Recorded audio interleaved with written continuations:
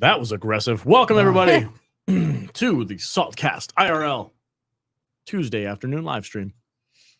We just got done talking about Con Air. We're early. We are very early. So we're going to just kind of, hang out for a minute, let people kind of funnel in, have some fun. We're making good time today. We're doing well. We're doing well. And then I'm going to unleash the Kadish, the Mangold Slayer. Yeah. when we do that, I'm just going to leave. I'm going to take a nap. Yeah, we're just going to let him talk. Let him do his thing. 7 o'clock tonight. Mm-hmm. Yeah. We have him chained deep in the depths of the ocean. Yeah, can't release the Kraken just yet. Yeah. I can't do it yet. I have found it kind of interesting, and this is kind of what we can talk about later. But Indiana Jones comes out, and Matt goes on vacation for 2 weeks. Well, yeah. So we've talked about this 3 times already. Yeah, I'm over it. And we just gotta let Matt get it. You know out what of I the hear? system. What's that? I hear that banger Mission Impossible movie is freaking dope. I hear, And it's Tom I'm Cruise. going to go watch it this weekend. It's Tom Cruise. And I'm going to completely forget that I even saw a mystical fifth. I think I'm going to categorize it in the same place that I categorize the one that doesn't exist. It's just going to go like a fart in the wind. Didn't happen. Okay. Were you at the table yesterday at Vader's barbecue when we were talking about Indy 5 versus Crystal Skull? And no. several people said that it was Better? that Crystal Skull was better. That's stupid. I heard that somebody showed my wife the Len Kabazinski movie that we So read. listen, I said, just send it to her to watch later. And he goes, I'll send it to her too. And I was like, that's not. And before I could get the rest of the sentence out, he was like this with his phone, showing your wife and children. Yeah, my children. Your children weren't there when she first started watching it. Yeah, but I was like, I'm swearing and stuff. And you know what my son told me? He's like, Dad, That was awesome. no. No, they No. didn't care for it at all. My 8-year-old, who should be like the prime age for goofy kung fu stuff, right? Mhm. He looked at me, he's like, Dad, your fight scene was awful. How And I'm like, dare what do you mean he? you didn't like it? He's like, it was so bad. And I'm like, that's the joke. He's like, I don't get it. He doesn't have a sense of humor, just like you. And just like all of Len Kabazinski's audience. I just didn't. Yeah, no, I wasn't happy about that. All But right. whatever. Let's address the chat real quick. Let's say hi to everybody. Hi, guys. I don't have a chat. I'm getting really pissed off. You're edgity over This there. freaking Look at that. We got iPad. What's R2. happening? We got Nadia, Jeremy Turner, member. Give me your What's up, iPad. dude? Catch up on pros vid, but I'll be right back. Okay, Jeremy, you come right back whenever you want. Anthony Mark is in the house. What's up, guys? Bob Dorsey's here. What's going on, dude? Boba Fett says my hair looks different. It's because it's like fluffified. Fluffified. I don't have any Goodness. stuff How in many it. people do we have in the chat? We're at 20 something. 20, really? Good, yeah. Alex, don't ignore my text, you sexy twat. Oh, that's Joe Bravo. What's up, dude? Joe Bravo, my man. I'm not ignoring you. I got you. You're literally right here. Pull up. I still have your text message in front of me. I'll get it. I'm trying to find a good time to text you back. What's up, man? I'm glad to have you. Oh, here. is he the one who texted that he was pissed off? Penny's still in the mental Yeah. institution. Yeah. Oh yeah, we just finished talking about that. Yeah, we finished talking about Warrior season 3, episode 5. And yeah, Penny's gone, bro. Sorry. They were like, we're not gonna worry about her anymore. I'm We pretty got a- annoyed about it. We got a $4.99 super chat from R2. Sorry, I don't get to catch you all so as often as I used to, but glad I am able to today. Nothing better than SMP. Thank you, sir. Thanks, R2. R2, you guys are awesome. Go check out After the Weekend podcast on their YouTube channel. Those guys are doing some good stuff over there. I think I'll probably I want to be a guest again. Send me an invite. Joe, you're there you go. Love you. You gotta do it relax. sideways. Penny's also here. What's going on? I liked it, Alex. Bro, but thank you. My kids hated it. Is Vader having more technical issues? Shut up. You didn't even know how to use a laptop last week. His- You were like, how do I use this thing? And there's a Look, keyboard on I it. think his I- YouTube account locked him out. Oh no, that's No, our I- YouTube account. Listen, I left my phone in the Jeep. Are you lost without It's it? at the mechanic. I'm really lost without it. And I'm trying to log into my YouTube, and it's going, put your thumb on the thing But you did. and put your you have to do it asshole picture sideways. here and do this and that. Oh, And listen. Mm.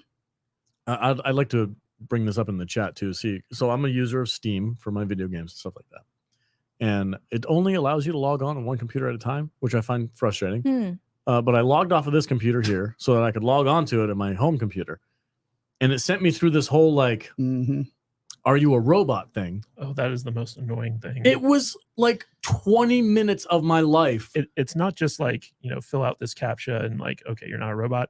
It's literally like 3 or 4 different CAPTCHAs that you have to go through, and they don't work correctly. No, because, they're like, broken. Yeah, you can get everything right. Yeah, you're like, and they're like, oh no, we're still not convinced It's you're a human. waiting for you to Dude. scream at your device, "Fuck you!" And then it's listening, and it's they're like, okay, you're not a robot. You're a person. Yeah. No, it's super freaking frustrating. And I don't know who's in charge of Steam over there, but turn that shit off. Yeah. Because it's super annoying. I'm like clicking it. It's like, click all the pictures with a motorcycle in it. And I click all the pictures. And then it's like, nah, do it again. And it like, here, click all the ones with a bus. And it's just, Well, I mean, it was funny because like when you tried to log in here for the first time, I was like, oh, Alex is just overreacting. It can't be that hard. Then I tried to log into my account on Steam out here, and I was like, oh my God, this is the most invasive, stupid, long, time-sucking thing that I've ever had to do in my life. It's horrendous. So I don't know if anybody out there has tried to log into Steam recently, but it's really bad. $10. Vader, Jeremy Turner. If you have a browser window up, you can just go to saltynerdlive.com and go right to our live stream. That's fantastic, man. I just want to get into StreamYards. That's all I'm trying to do at this point. And check your email and click the link that I sent you. Because $10 from iPads Jeremy. suck. We'll let him work that out. Love this channel and can't wait for these streams. Kadish, be nice with your notes to Vader for last Saturday. He did great. He did do great. I did great. Look at that. He did. I did great. I think he did great too. Yeah. I'm a terrible host. No, you're not. You did fine. I popped in for like half of it or something. How I'm long were probably you going to go right into the. Oh, there I am. Hey, there he is. Hey! Yeah, because we are technically challenged. It automatically puts me into the stream does, when huh? I log in. Yeah, But at least I have a chat now. Hi, everybody. There we go. I'm technically challenged. So You want a shirt that says that? Oh, speaking of shirts, that's not a bad shirt. Technically challenged old person. Sure. Well, you could probably skip the old person and just Yeah, be whatever. like technically challenged, and then that way you could market it to everybody. I do want to point out that after years of denying this, Vader finally admitted last Saturday that he is the sidekick. I did. I did. What? It is Finally okay. broke down. I did. I feel like why would you do that? Did you admit to being plucky? no, I'm not plucky. Fuck you. Not plucky. For long-time listeners, they know that. Well, you know, the running joke is Alex keeps on saying how it's his podcast and you're the producer, so I'm just the What? fucking. When do thing. I say that? So it's my podcast. You do it all the time. It's No. okay. It's okay. No. I'm not upset. I'm fine with it. I'm the sidekick. I'm the sidekick. Are you happy in that role? I'm gonna embrace it. Okay. I'm going to embrace my sidekickness. You know. So it's fine. So who's Batman and who's Robin? I'm not Robin. Nightwing? And you're not Batman. It's more like Flash and Green Lantern. I asked Alex to be my wedding Batman the other day. Did you like that video? I have never felt so happy Are you about honored? about going to somebody's wedding. Yeah. So context for the chat. So Jude sent me this TikTok where it was just this chick talking about like everybody needs a wedding Batman. Somebody who shows up to the wedding and just crushes any dissent from any family member. Somebody who can You've be been drinking too much, Yeah. Uncle Ben. Uncle Ben. You've had too many cocktails. Get the fuck out. Like just like come from the shadows. Like Have some water. yeah. Aunt Penny, you're not wearing or like you're not gonna wear white anymore. Now it's gonna be red. Like yeah, just be the guy that everybody's like, Jesus, who's that dude? Like, no, you behave yourself while you're at my friend's wedding, or you're gonna have to deal with wedding Batman. Like Yay! Jude was like, hey, she sent me this video, and I'm like, oh my god. Yes. Yes, please. I will wear all black. Black suit, black shirt, Yeah, black yeah. tie. I will go full I'm black. wearing. I will Wait. walk around that wedding Should I venue. get you a We're little talking about- Batman like pocket square? We're talking Whatever, about, yeah. We're talking about their wedding. Yes. Yeah. I'm wearing a bathrobe and sunglasses. You're gonna go full dude. I'm doing dude. Carry around a beverage. A beverage. And White anyone- Russian, white Russian. Anyone who white knocks Russian. into him, he's gonna go, "Hey, man, there's a beverage It's a beverage here." here. And I'll White. be. I want to be wedding Batman now. Like I'm not gonna get that out of my head. I'm gonna be wedding dude. You're wedding dude. And That's gonna be fun. any person there who's not behaving themselves is gonna get I'm gonna go, Bounced. hey man, why don't you just relax? I can't relax. I'm Batman. The dude does not abide with your over drinkiness right now. It's like you chill. Yeah. You have to like You tie gotta- rope around them and just put them in the trunk of your car Right? until the Yeah. wedding's Yeah. over. Absolutely. I gotta Yeah. get a batarang. And I Yeah. can like throw things at him. Yeah. That could be Or that get- could be a movie. Get like Wedding Batman. and dude. Dynamic duo. Yeah, It's like whenever somebody's misbehaving, I'm just gonna put a card on their table. It's a black card with a bat signal on it and say, I've been called. Yeah, you've been warned. Swear to me. I Ridiculous. swear I'll behave myself. Swear to me. The cake isn't ready yet. I want to do it so bad now. Jude, you unlocked a whole new thing for I'm me. so pleased. I'm super What are we excited to go to eating your at your wedding. wedding? Is it Food. Is it going to be good? Yeah. It's like turkey cutlets or something. It'll be plentiful. Turkey Right on. cutlets. That's just being weird. Turkey. Bacon wrapped turkey legs. I know how It's Matt. gonna be a shark listen, coochie. Oh, sure. No context. I jokes. know how Matt loves his Thanksgiving feast. So Yeah. Yeah. Well, and he's it gonna is in September. It's It's close. it's close-ish. It's November. Oh, it's even it's closer. We're gonna have Thanksgiving leftovers at their wedding. Oh man, That's gonna be awesome. They have like Bobby sandwiches. Bobby sandwiches. Can we just have a bunch of Bobby yeah, can we sandwiches? just do Bobby sandwiches? She was like, "Fuck you." Sure. It's my I don't give a wedding. shit. Whatever. You know what? Bring your own food. I don't give a Okay, shit. cool. Perfect. Let's BYOB. Yeah. do it. Jude's wedding. I'm getting my Let's do hair done at 1. Could you bring me a sandwich? Yeah, absolutely. I'm wedding Batman. He just drops down from the ceiling. Yeah. And I can't see the Can't see sandwich. the sandwich. And then whoosh, Yeah. he zooms up. That's fantastic. That's 55 hilarious. people watching. What's up, everybody? Thank Getting you so there, much. Getting there. Hey, did you Uh, guys see? Did you guys see how Conan O'Brien stole our studio? He does. What He happened? did. Conan O'Brien has a Son of a podcast bitch. studio that Uh-huh. is almost identical to this one. Did he steal our logo I don't No. know. No, he still I, has his I logo. think he might have had it first. and then accuse us of stealing his logo? Yeah, he had his first. I think he might have had his. I think Matt Kadish might have stole his idea for our studio. Or maybe just having a table with 4 people around it and a couple microphones. but the blue lights and the TV and the exact same. It's really.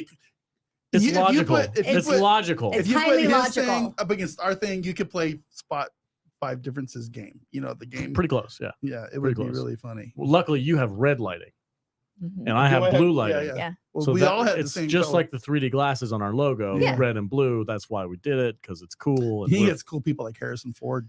in his Did you see studio. that? Did you see that interview with Harrison Ford? No.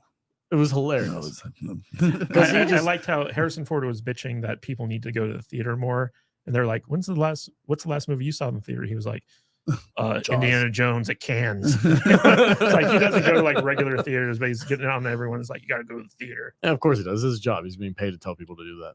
I no. wonder how much he got paid to do his plea to come please watch his stupid movie. No, I don't know. Whatever. his We make contract this is. movie for you. Because I really like making movies, and God, somebody just kill me already. Well- Because I'm done with this stuff. Well, Yeah. getting back to Conan, Yeah. it was funny because I came across like a clip of his either on YouTube or TikTok or something like that, and I noticed exactly as you did. I was like, man, that looks just like our studio. Just like our studio. And so like I think I sent it a screenshot to Alex, and I was like, look at this, Yeah. great minds think alike. Yeah, no, that's what I'm saying. It's highly logical. It is the most logical way to design. Their podcast. big You guys difference keep was is going they on had- the internet and finding shit that people stole No. from us. Well, I Well, another come one. on. Okay, That- go on. The logo thing was really sus. Okay, that was I was like, hold on a second. but they didn't steal it. They just got a shitty Fiverr artist that Who stole, stole it? Yeah, that's fine. Yeah, so But it is kind of funny because Conan O'Brien's studio is a little bit bigger, got a little bit more room to work Yeah. with. Has a little bit more celeb power. But we have a bigger TV than he does, though. So. I think we got the same equipment though. Basically, Pretty much. Well, I mean, that's industry standard. Yeah. Again, logical. Hey, I want to start a podcasting studio. Okay, buy this, All this, right, this, we and need this. these mics and these Yeah. arm stands. Yeah.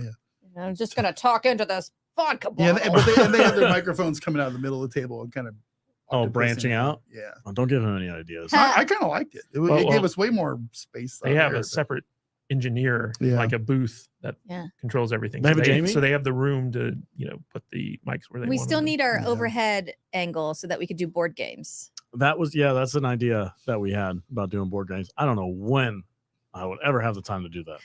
but it sounds fun. Cause like, yeah, an overhead shot and us playing like Settlers of Catan or something. I'll make a nice charcuterie board. Great. Drinks. Shark cooch. Charcuterie. Shark cooch and board Charcuterie. games. I mean, That's the name of the series right there. Shark Cooch and board games. it is a fact that is what it's called. Shark cooch? Shark cooch. It's short for charcuterie, right? Yes. Yeah. But it's called shark cooch. Sure. If I say I'm making a shark cooch, you know what I need. Dude, you need a beer. Did I have one? Do I still have one over here? You got one probably on Yeah. your computer up. It's a Catan. Look, people are like, yeah, Settlers Catan. Overhead Yeah. D&D.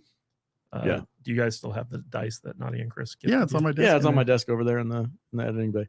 Nobody better touch Vader's dice. Don't touch my dice. It's mine. It'll put bad mojo on my dice if anybody else touches my dice. Is that a I'm thing? gonna finger your It's a dice. thing for me. It was always a thing.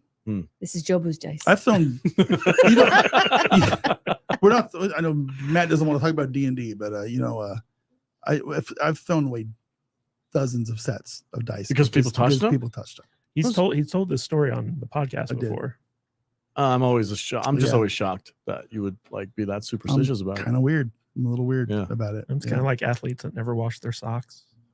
Like that John Cusack movie where he's like, I got my lucky socks on. Uh-huh. Takes them in the shower. Yeah. Yeah, don't touch my dice. Danny Royas It's pretty simple. with his rule. dirty socks. Yeah. Dirty Socks. That's a band name. Dirty socks. Dirty Socks. Come and see the Dirty Socks tonight, 9 p.m. Only at the Joint. Hosted by Hard Rock Hotel. That doesn't exist That anymore. was my radio voice. You guys like it? I liked it. It was good. Oh boy, oh boy. Bad voodoo. Yeah, Nadia's agreeing with you. Bad voodoo. Don't touch people's dice. Don't, That's people, right. don't touch people's dice. Never Welcome touch to another dice. man's dice. Don't blow on my dice, Vader. Well, blowing's different because you can invite people to blow on your dice. I bet it is. But Yeah. just don't touch them. That seems weird though. Would you touch it or blow on it? We're not talking about Antonio Banderas here. okay? Antonio Banderas. He was in Indy 5. Yeah. I liked him in Indy 5. I like any Antonio Banderas. You give me Antonio Banderas, I'll be like, thumbs Still up. too sexy. Too sexy. Even as a scruffy old fisherman. Mhm. I'm like, yeah, that's I tell you, my what Ashley was like watching, she's like, he sounds just like Puss in Boots. I'm like, he He's is Puss in Boots. Puss in Boots. She's like, no way. I'm like, yeah, that's him. That's It was funny. good. Good moments. All right, I guys. feel like older Antonio Banderas kind of looks like young Harrison Ford. No. Okay. What? Yeah, I don't know where you're coming from on that one. That's So my take. before we release the Kraken for this live stream, The McCracken. yeah, Release the McCracken. McCracken. You're gonna I don't know what you put a Mick in front of I'm big. The Irish Kraken. Release the McCracken. Oh, You Mr. better not be McCracken. releasing any Krakens in here. The McCracken Jacks. Just steal his pot of gold. McDonald's gonna be like McCracken. Oh, Like, oh, we could serve calamari. we could put it on St. Patrick's Day with that gross Yeah. Grimace milkshake. Oh, That's fantastic. No, it's the Lucky Clover milkshake, right? Yeah, they do. Shamrock Shake. Yeah, Shamrock yeah. Shake. Can we talk about the Grimace? I thing? haven't had one. I I haven't don't had know. one either. I haven't. I don't care Is it about a that. thing?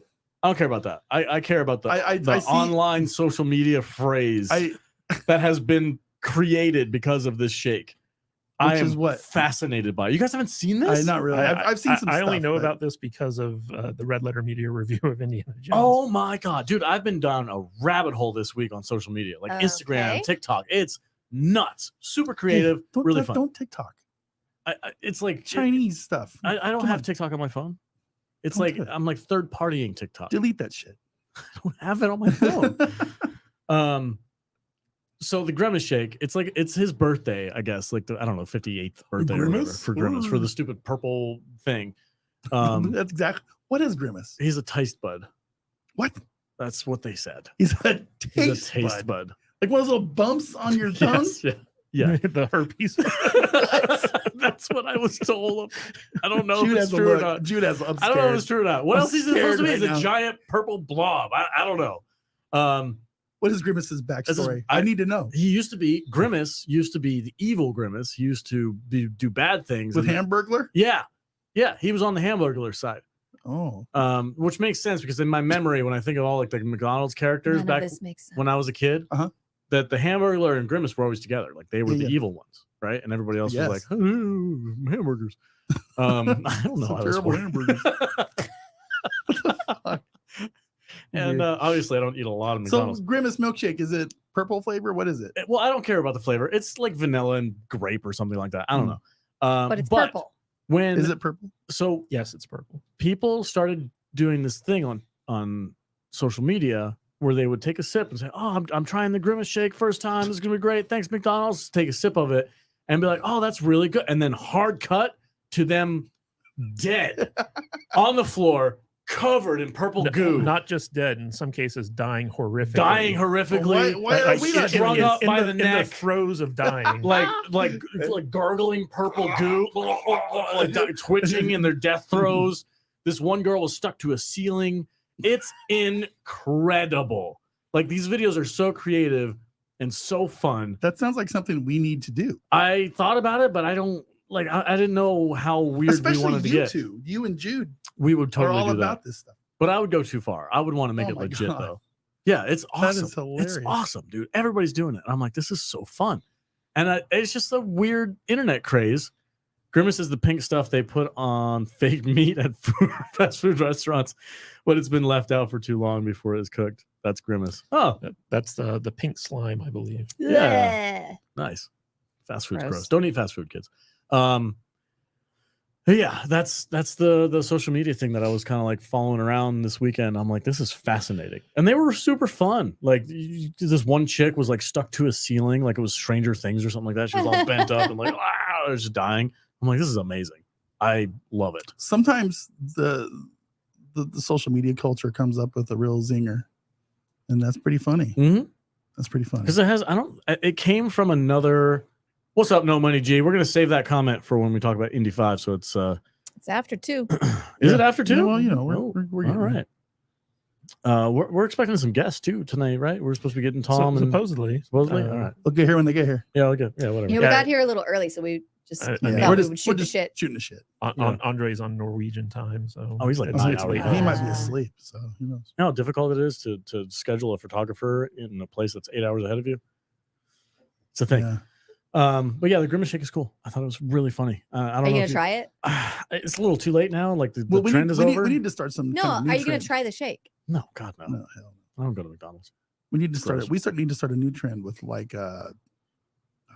In and Out or something. An in and out only trend. Yeah. Those lines don't need to be any longer. Ooh, that would be kind of funny. Just do a horror movie where you get stuck in a line from In and Out and it Oh just my God. never That's ends. perfect. And you're just like, when is it going to end? And you get closer and closer, but Yeah. never really And closer. then you're And about then to the- leave, but then they take your order, so you're locked in. Oh, Yeah, but, yeah. The, but the end of the movie, the guy taking your order is death. Oh, It's yeah, death. Grim Death. Reaper. You just spoiled it. it's the There's Grim millions Reaper. of people watching right It's the now. Grim Reaper The dressed in movie's an In and Out ruined. outfit.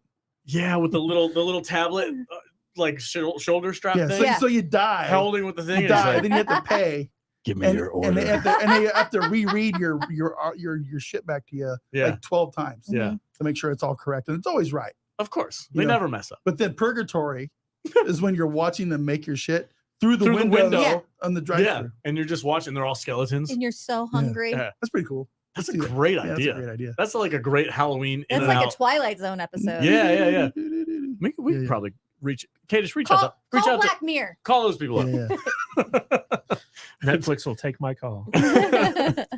We should probably hit up No Money's super Oh, chat. well, I was gonna wait It's until we. gonna drive me He's gonna crazy. drive me crazy. It's gonna drive me Do I do it crazy. on time? Gotcha. Do it when I Sorry. get No here. Money G, man. Thank you for the $20. Very generous of you. I blame. Of course, it's got your name in it. Of course, you want to No, read it. yeah, no wonder. Let you just read it. Just go ahead. It's yours. I blame Matthew Kadish for making James Mangold mad and making a crap movie, ruining my childhood idol forever. Cry face, winky face. Yeah. I asked you that yesterday, remember? I said, how do you feel about ruining Disney and modern civilization as we know it? And he's like, I wish I could claim that much. I wish I had that much power. I know, like if I actually had that power, Kathleen Kennedy would be shaking in her boots. Oh man, Kathleen Kennedy.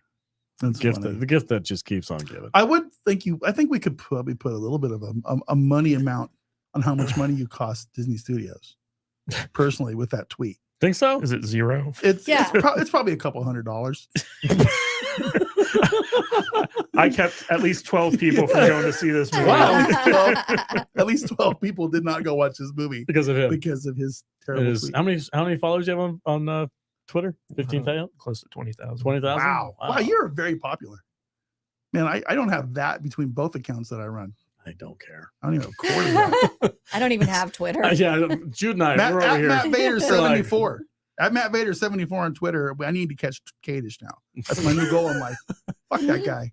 Why does he have more Twitter holders than Twitter holders? Tweeter people? Because he doesn't say stupid shit like that. Hey, how's your? I was an OG blue check mark too. Ooh, yeah. How's your Truth Social account going?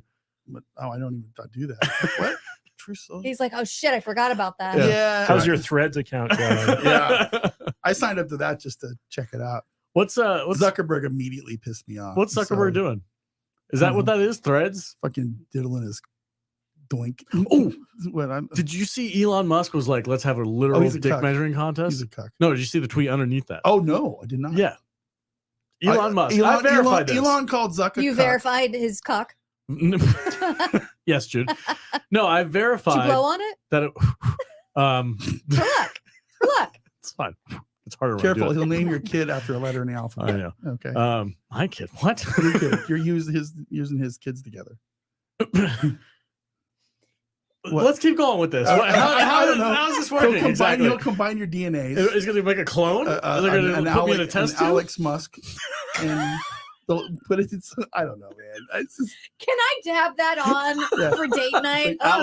Alex Musk. Ooh. Alex. And, So let me go work out in the sun for a couple hours and come back in there and rub my armpits. there on is them. a kid out there with 3 sets of DNA. They've made this child, this person. Well, I watched The King of Cloning, and I'm pretty sure they're cloning humans already. Yeah, oh yeah, for sure. Yeah, for sure. But what were we talking I about? have no idea. Zuck is a cuck. Zuck is a cuck. Okay, so he tweeted out Zuck is a cuck, right? And everyone was like, whoa, Oh, that was awesome. Great. Yeah. Best awesome. tweet in the world. Immediately followed that up with a tweet right underneath it that said, let's have a literal dick measuring contest with a little ruler emoji next to it. And I'm like, what is happening right now? What's he drinking? Billionaires are roasting each other. He's pumping his pump as he's tweeting. He doesn't. Dude, listen. Elon Musk is from South Africa. Do you think he doesn't have to do anything? do you think Elon is packing? Yeah, he's from South Africa. What do you think he's got down there? I don't know. At least 8-incher. An 8? He's got some type of Neuralink down there. So yeah, makes it's it like bigger. on command, it's like a vibrator included. I think we should ask the It's chat. really inappropriate we should ask the conversation. chat.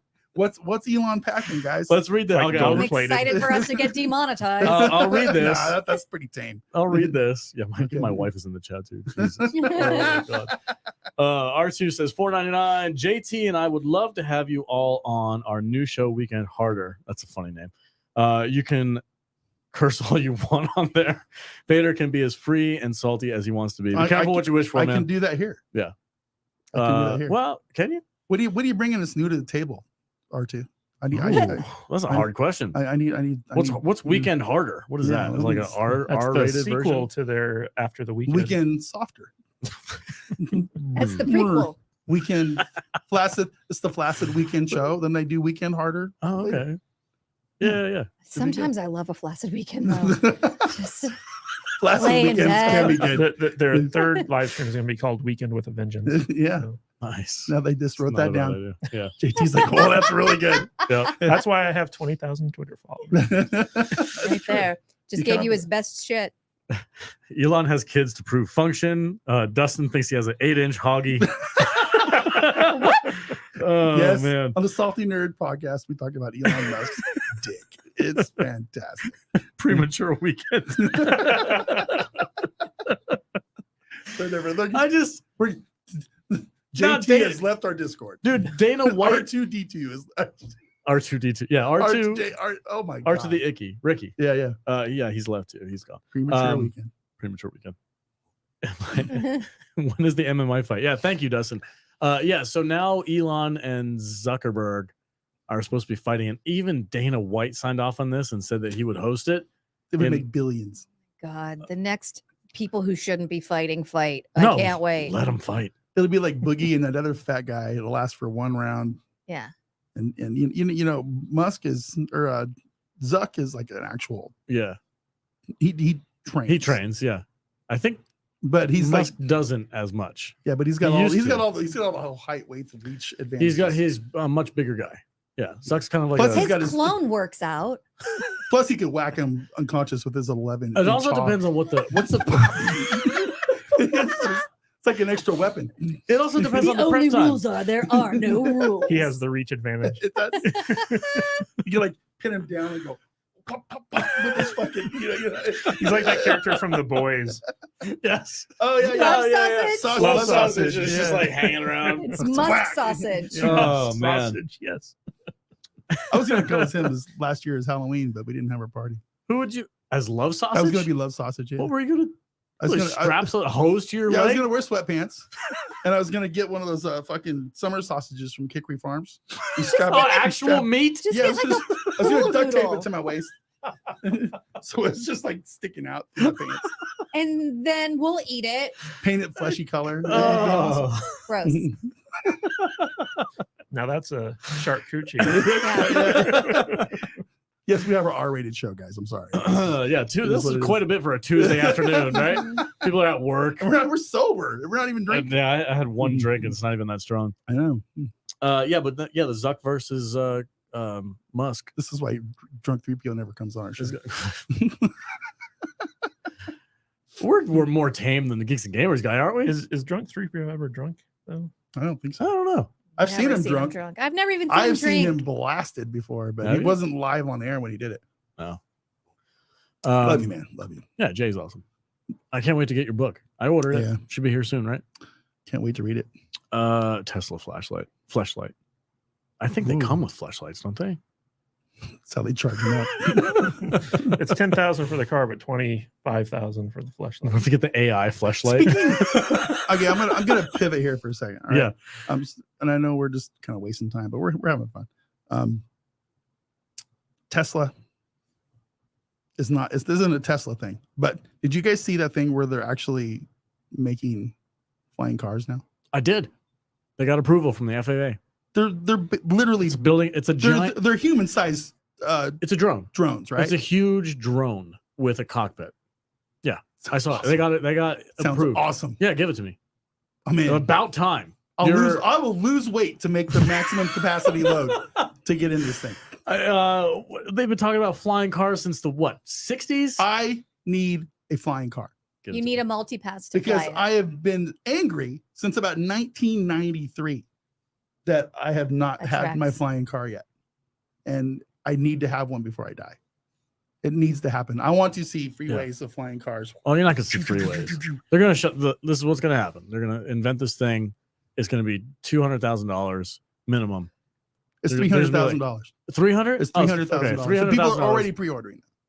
You're gonna have like a couple of really rich douchebags Assholes. Yeah. floating around the city. Can it be a for no reason. Kardashians? Somebody's gonna crash, and they're gonna be like, No more. "Whatever, That's it. No more. Stick to the ground." Ruined plebs." flying No. cars for everyone. I hope Yeah. you're happy. That's going to happen. And they know that's going to happen. So it can't I mean, ruin they it for have everyone. jetpacks. You can buy a jetpack. Yeah. They have them. They have jetpack racing. You know But- that? You know, we talked about this at work actually, and that's why I wanted to bring this up because I can totally see the flying car thing. Once they perfect it, Mhm. we won't even drive these things because they're all going to be controlled by AI. Yeah. Ooh, yeah. You might be right. We're going to go. It's going to be on our driveway, our Mhm. carport. You're gonna get in. You're gonna type in your destination, Exactly, and your thing's and gonna then it's going to go. Just like Time Cop. It's just like, yeah. And if AI is controlling it, that will make it so there won't be crashes, Yeah. right? Because it takes that human Element out of it. element out of it. Because Yep. that's why we crash, because we're dumb shits and we go too fast and we brake too hard or Yeah. or whatever. You know yeah, what you're I'm saying? absolutely right. Because also the AI is not gonna have to work as hard as it does with those the roads. God, I can't talk. The cars on the road because they're not gonna have to do Because left turn signals, right. this turn signal. Oh, somebody and passed. the flight paths are just going to be adjacent with the freeway for all the Porsche slubs in their wheelie cars with no AC, just sitting Yeah. there heating with their Yeah. freaking fans blowing We're down. going to be on them. looking up the assholes in the flying cars. Well, we're so one of those guys. Why would they follow the highways though? Wouldn't they just go the direct Uh, path, like just straight ahead? Because you don't want to fly over They're populated going to areas and have stuff. airways. Yeah. Ooh, just like But Back to the Future. I'm just really excited because there's like a legit flying car being developed, and it's not some bullshit car. Yeah. You know, so, it's not a plane disguised as a car. right. It's actually like a car with. I don't know wheels. if I'm ever going to actually see it. I still haven't seen Amazon deliver a package with their drones to my house yet. And that was supposed to happen 5 years ago. So I guess we'll see, because we live in Amazon Central out here. Oh yeah, Amazon's all over the place. There's But like 3 distribution centers in Vegas for a city that's not that big. It's But crazy. I just thought it was cool. That is super cool. I remember seeing it. I watched the video on that. I was like, yeah, all right, we'll see. Matt, I think we're going to turn it over to you. All right, sir. Unleash him. Unleash the Kraken. He will I not wish be we had held back any longer. I wish we had like a Pirates of the Caribbean clip to play or something. Oh, like we that. will when it's done and edited. He's going to fix it. He's gonna clip He's going to make himself look awesome. No, it's got to be Clash of the Titans. Indiana Jones. The McCracken. Yeah. Yeah. The McCracken. I just want to point out the crap you guys gave me over this the live stream's thumbnail. Oh God, Dude. just stroke it less hard. Can you? Yeah. That's all I'm asking, man. Use less lube next time. Okay. You're insane. It's like, yeah, just calm down a little bit. It's like, oh.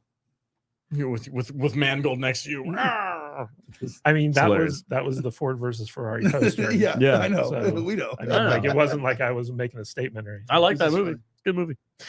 Yeah, We knew this. We've known this day has been coming for 2 years. we might as well just get ready for it. Let's just enjoy it. Yeah. Right. So Indiana Jones 5 was not great. I would love to hear your thoughts because I haven't really sat down and talked to you about it yet. So No, neither have I. go for it. Well, that was kind of the point of this live stream is Mhm. for the first time all of us could get together, Yeah. kind of give our thoughts about Indy 5. Alex, what was your take on it after having first seen it, like walking out of the theater? Like what were you feeling? It didn't have the magic. It was way too long, way too overblown. There was something there that I was like, it could have been good if they did these few things. Might have been kind of fun, but they kept undercutting themselves at every turn. I felt like every time they kind of got into an Indiana Jones like swing of things, no pun intended, like, oh, here's Indy, he's coming, and then they were like, no. I felt constantly undercut. Yeah. I can't point to any one thing where I'm like, that was terrible, except for Phoebe Waller-Bridge was just really unlikable. Very unlikable. As a character, and she was like, they were trying way too hard with her to be like, look at the girl, and we're like, yeah, there's big girls in every movie, like it's fine, just do something cool. And she was just like, I'm a girl. And I'm like, yeah, I know. She's the most perfect woman ever.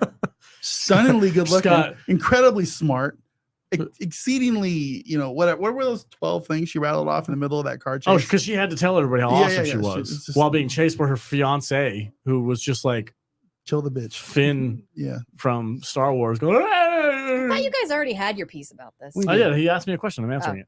I like Antonio Banderas. I like the very end, and I think they could have done something cool with the time travel stuff. I really do think they could have done something cool with it. I do. Time travel doesn't belong in Indy. Any more than interdimensional aliens belong in Indy. Yeah, all right. It's debatable. I want to address one thing. Yeah. Because it was asked to us this week, and maybe Matt will touch on this later. Because there was a comment, and I think it was by our friend Roe, and he said something along the lines on social media. It said it had the ending from Last Crusade of the Crusader, the Knight. Uh-huh. And it basically said, if anybody's still down with the ending of this movie, but yet you're giving these new movies a hard time, then basically says you're crazy or something like that. It was just like, but it was trying to correlate the 800-year-old knight with time travel and aliens. But to me, it doesn't work because Indy deals with religion, spiritualism, and faith. Yeah. And the 800-year-old knight was there as a result of this spiritual world that we already know exists because the angels came out of the 10 Commandments box and stuff, in the first movie, right? Mm-hmm. Of the ark. The ark. God, this stuff The starting to hit. 10 Commandments. Yeah, the box. 10 Commandments box. But it's all, and that was because the faith was keeping the knight alive, and he had some special powers, sure.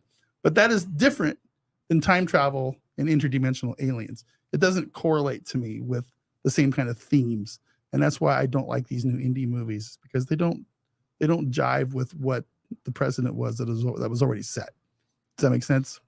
With the religious aspect of things. Yeah, I totally understand where you're coming from. That, and I'm not saying you're wrong. I'm just, for me personally, if they wanted to do the Dial of Destiny, is Archimedes, what is it? What's the actual thing called? The Antikythera device. Yeah, that thing. Whatever. Yeah, if they wanted to go down that route, I feel like it shouldn't exist. Right. Yeah, it really it's a shouldn't really exist. cool artifact, and if they wanted to explore it, cool.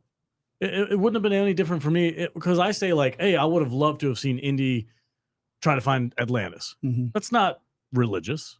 Right. It's just a cool mythological artifact type adventure, and that's okay with me. So for me to be like, it has to be religious, it's disingenuous for me to say that. I get it.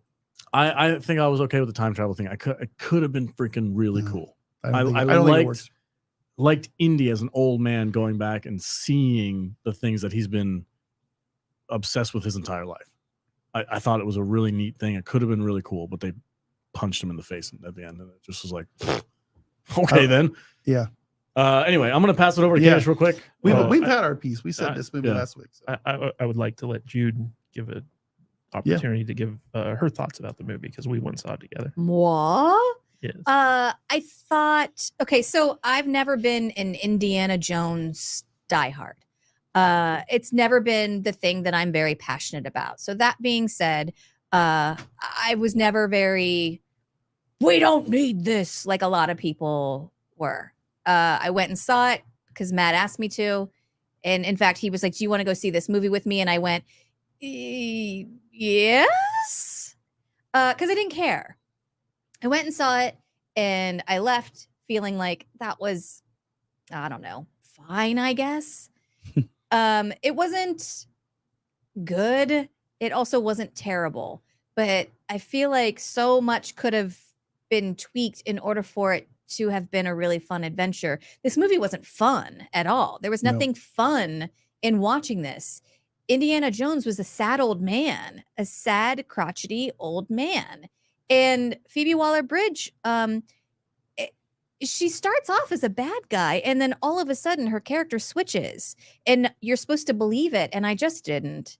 And so I was like, it was fine, but that's because I don't have the passion for it that I do for other projects. So that's just my take.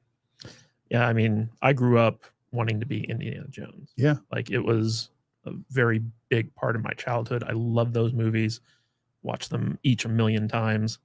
And I can remember when we were walking out of the theater,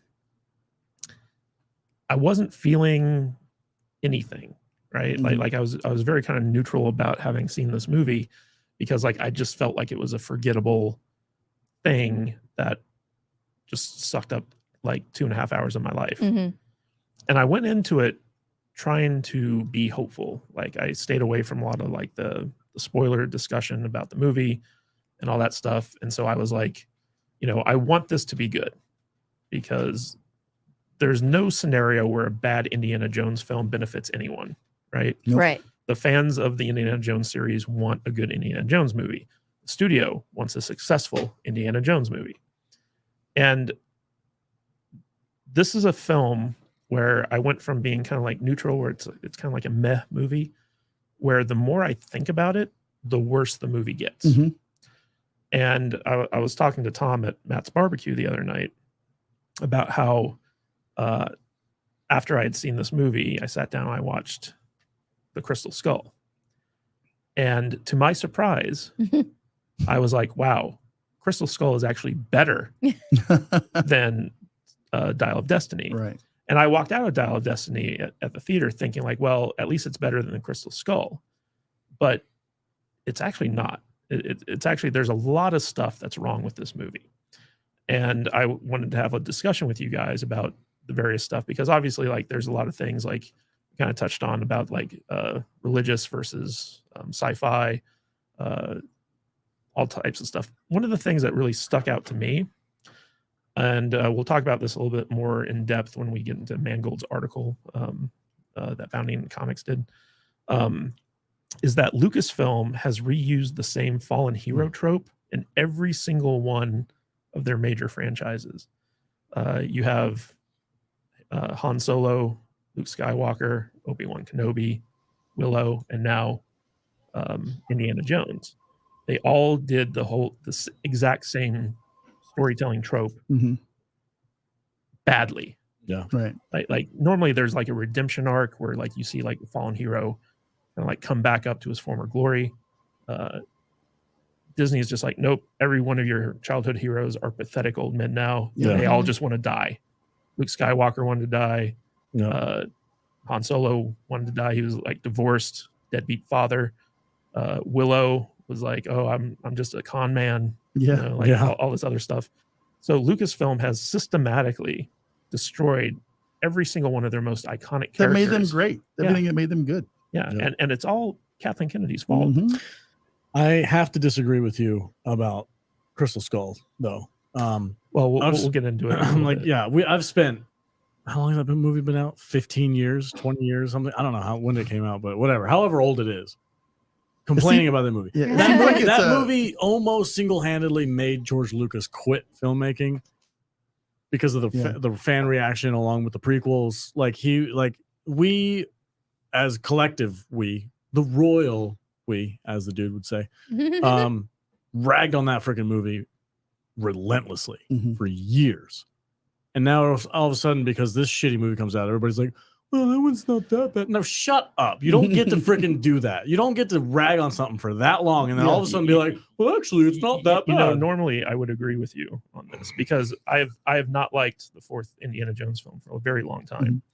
But after having rewatched it, there's something that Spielberg brings to the film that was so noticeably absent in the fifth movie that because it's not directed by Spielberg. Well, exactly. But you know, at least like Indy 4, for as bad as it was, it felt like an Indiana Jones movie. Like there's moments in that movie that are just so like iconic in terms of like how an Indiana Jones movie should be. That was lacking in this one. But I want to welcome on to the show our guest, Andre from Midnight's Edge. He was very kind to agree to come on today, and I wanted to have him on because I want people to know I did not dub myself the Mangold Slayer. No, we know. It was this gentleman right here who did it. So Andre, you sure like saying it.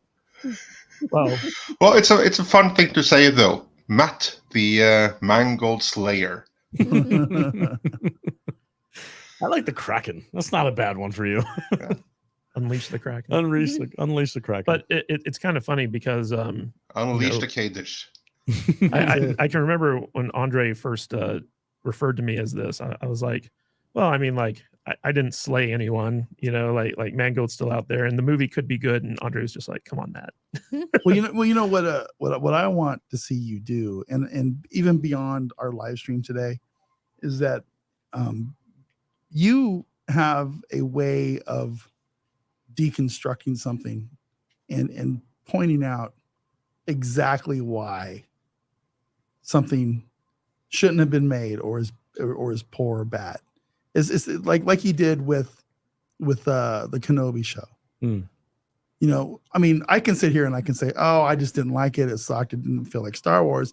But Matt and, you know, people out there who are trained in this stuff and went to school and stuff for this, they have a way to deconstruct this stuff and spell it out and educate and tell us this is why it's bad. This is why you don't like this is why this thing as a product unto itself should never have actually been released.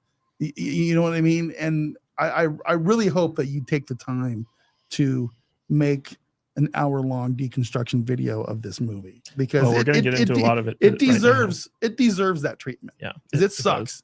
And I just wanted to say that. But Andre got to see the movie, I think, before most other people because it came out earlier where he was. Andre, what was your take on Indy 5? Well, I saw it as kind of like a Frankensteinian abomination of 3 movies into one. And one of those 3 movies was pretty decent. The second of those 3 movies was tolerable. Assuming that you grant the movie a bunch of asks.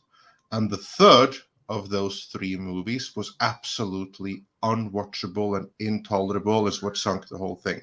Now, to break it down a little bit more, the first of those 3 movies, I think, is the opening sequence in Germany in 1945. If you were to extend that opening sequence into a whole feature-length movie, you'd have something. Mhm. I mean, there were Yeah. moments in that were pretty decent. The real problems in the movie, from my perspective, don't begin until later. Yeah, Indiana Jones, he didn't sound right, considering that he sounded like an 80-year-old man. The de-aging was very spotty in certain sequences, particularly on Mads Mikkelsen. I would say that where they really skimped on it was one or two shots on him. That's where they really skimped on the de-aging. But outside of that, the closest thing to Indiana Jones was right there in that one sequence. Extend that, and we could have something. And then the second movie, this is where we focus on old man Indy, but before the snarky little bitch Helena Shaw enters the fray for real, when we are just introduced to him as old man Indy. If you grant the movie a number of asks, and this is an absolute condition, first you have to grant the movie that the happy ending from the previous movie is undone, that Mart is dead, that he's no longer with the love of his life. If you grant those asks and that he is in New York working as a teacher who is just no longer with it because he's a man out of time, then I can see that as one possible alternate future for Indiana Jones, that in a certain what-if kind of way could be worth further exploration. But I say this is a what-if story. It's not something that follows naturally from the Indiana Jones canon as established up till this point. And so this is not the kind of movie that you should be making. But this is something that on its own could kind of work. But then we have the Helena Shaw enter the picture. And from that moment on, it becomes a replacement Indiana Jones movie, establishing her as the new Indiana Jones with her own little psycho short round and everything like that. And this is when everything completely and utterly falls apart. And this ruins everything else that came before it as well. So yeah, no, it's upon my very first viewing, I was expecting it to be worse, because I didn't expect like the first movie in there, the 1945 sequence, to be as entertaining as it was, which shaded my opinion of it until it became the Fleabag movie. And that's when I was kicked back into reality. And the more I thought about the movie since, the less I liked it. I will never ever rewatch it. There's nothing there to rewatch, ain't nothing there to see. So yeah, no, it's awful, and it's deserving of absolutely all the negative press and all the negative criticism that it has gotten. And also, to refer back to what was said earlier, Matt, you of course correctly predicted this outcome.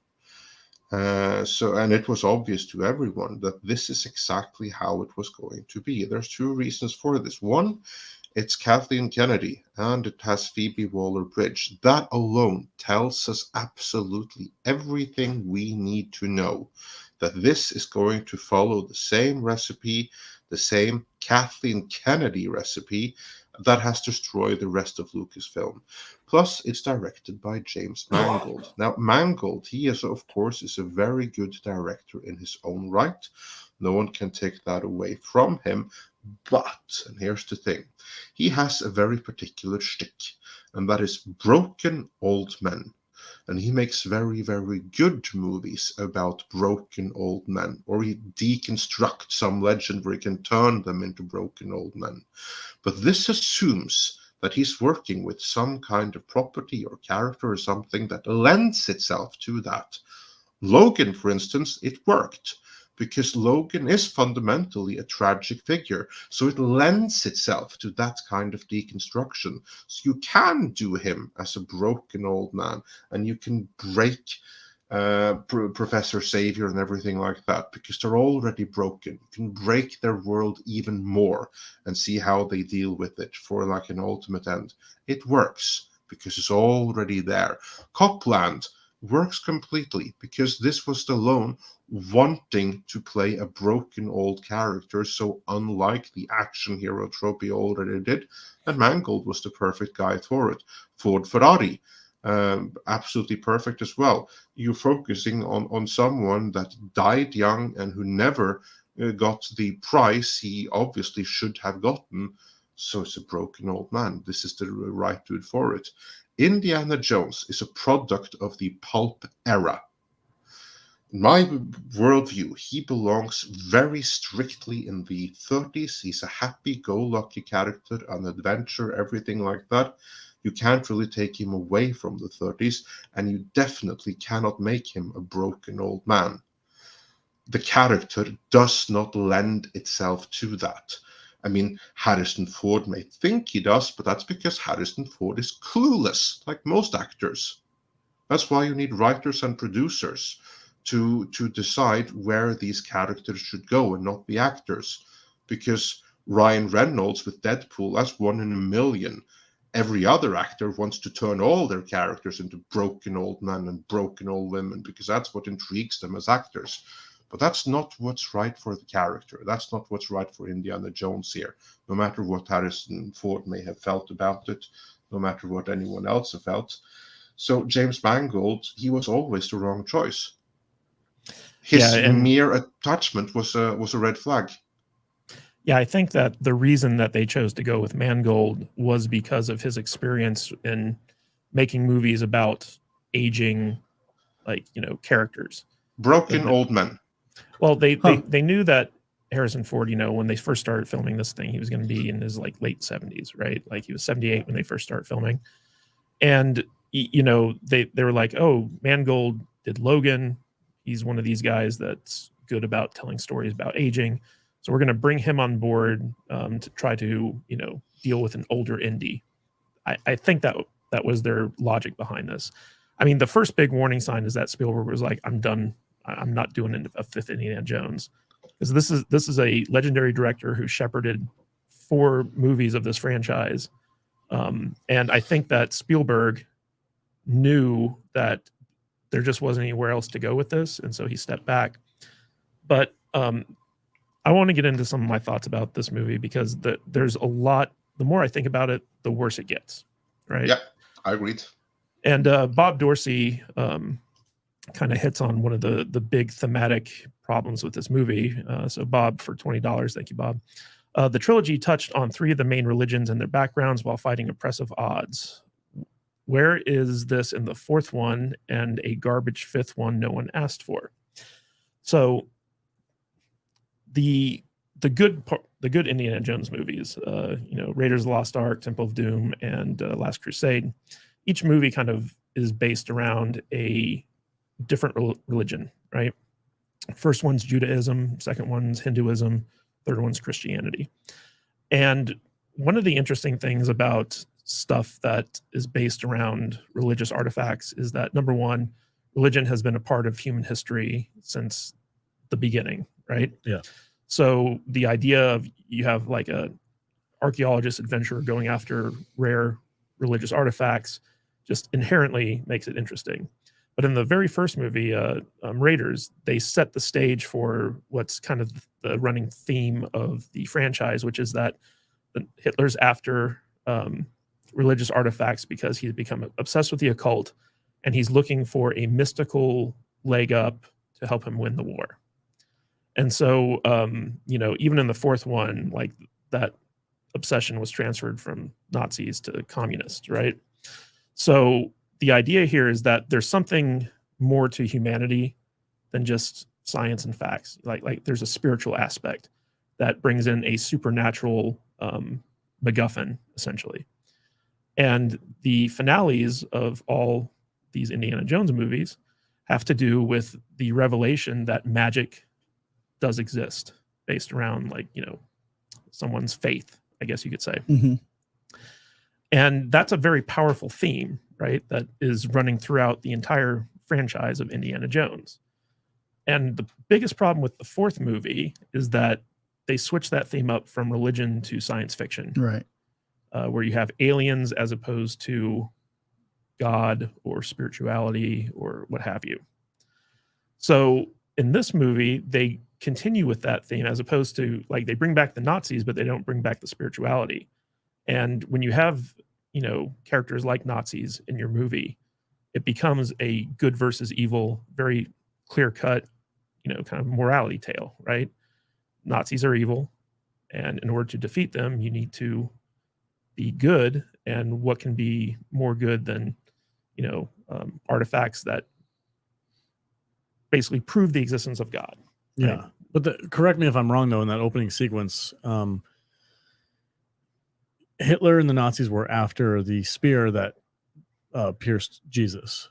Spear of So Destiny. Spear of Destiny. Yes. That was the MacGuffin in the beginning of the movie, which was supposed to be reminiscent of, like, normally in an Indiana Jones movie, the beginning is like something that doesn't really have anything to do with the main plot. It's like an appetizer that comes before. It's Right. like a leftover of an episode you didn't. It's like It sets up something. it's I mean, there's a little hint gives you of some something. answers about So something. they did that, and they made a specific note about how Hitler's not interested in your stupid dial of destiny. Like, he doesn't care about some time travel mechanism. He wants the spear that pierced Jesus. Well, they didn't know it was a time travel thing. Yeah, I know, but you get what I'm saying. Like, Yeah. they told Mads Mikkelsen, get that crap out of here. The Fuhrer doesn't want to see your gear thing. Gearbox. Yeah, he's like, we're gonna tell him we lost the spear that, you know, the spear of destiny, but we're gonna give him this dumb thing. Like, no, get out of here. So it wasn't actually Hitler's obsession that was driving that part of the plot. It was Mads Mikkelsen. He was the one who was obsessed with Dial of I was Destiny. talking about Raiders of the Lost Ark. I know, but you're like, comparing it to this one, though, right? But I'm comparing all three of the good Indiana Jones ones to the two ones that chose to stray away from the main theme of religion. That's a very good point, actually. But within what you're saying, there's no way to salvage this new one. But there actually was a way to salvage Kingdom of the Crystal Skull, because to me, one of the big issues with that, obviously, in addition to it being made at all, was setting it in the 50s and then going for this 50s era storytelling of now the pulp era is over with the adventure stuff from there. Now we're in the alien sci-fi stuff. I always thought that was a really stupid way of doing things, because no one is really nostalgic for the 50s. The 50s kind of storytelling didn't really do jack shit for storytelling going forwards, whereas the 30s, that's the foundation for all of our modern storytelling, especially genre storytelling today, comes from that period, whereas the 50s, that was just some bullshit that happened. Well, but there was a way to salvage it. Yeah, and that was when Mangold was doing his Twitter war with us, he pointed out that him and the Buttersworth brothers, the two guys who wrote Ford versus Ferrari with him and stuff like that, they were working on the script. And you would think that one of these guys might have had the ideas like, hey, thematically, why don't we, we're bringing back the Nazis. Why don't we go back to religious themes as opposed to science fiction themes?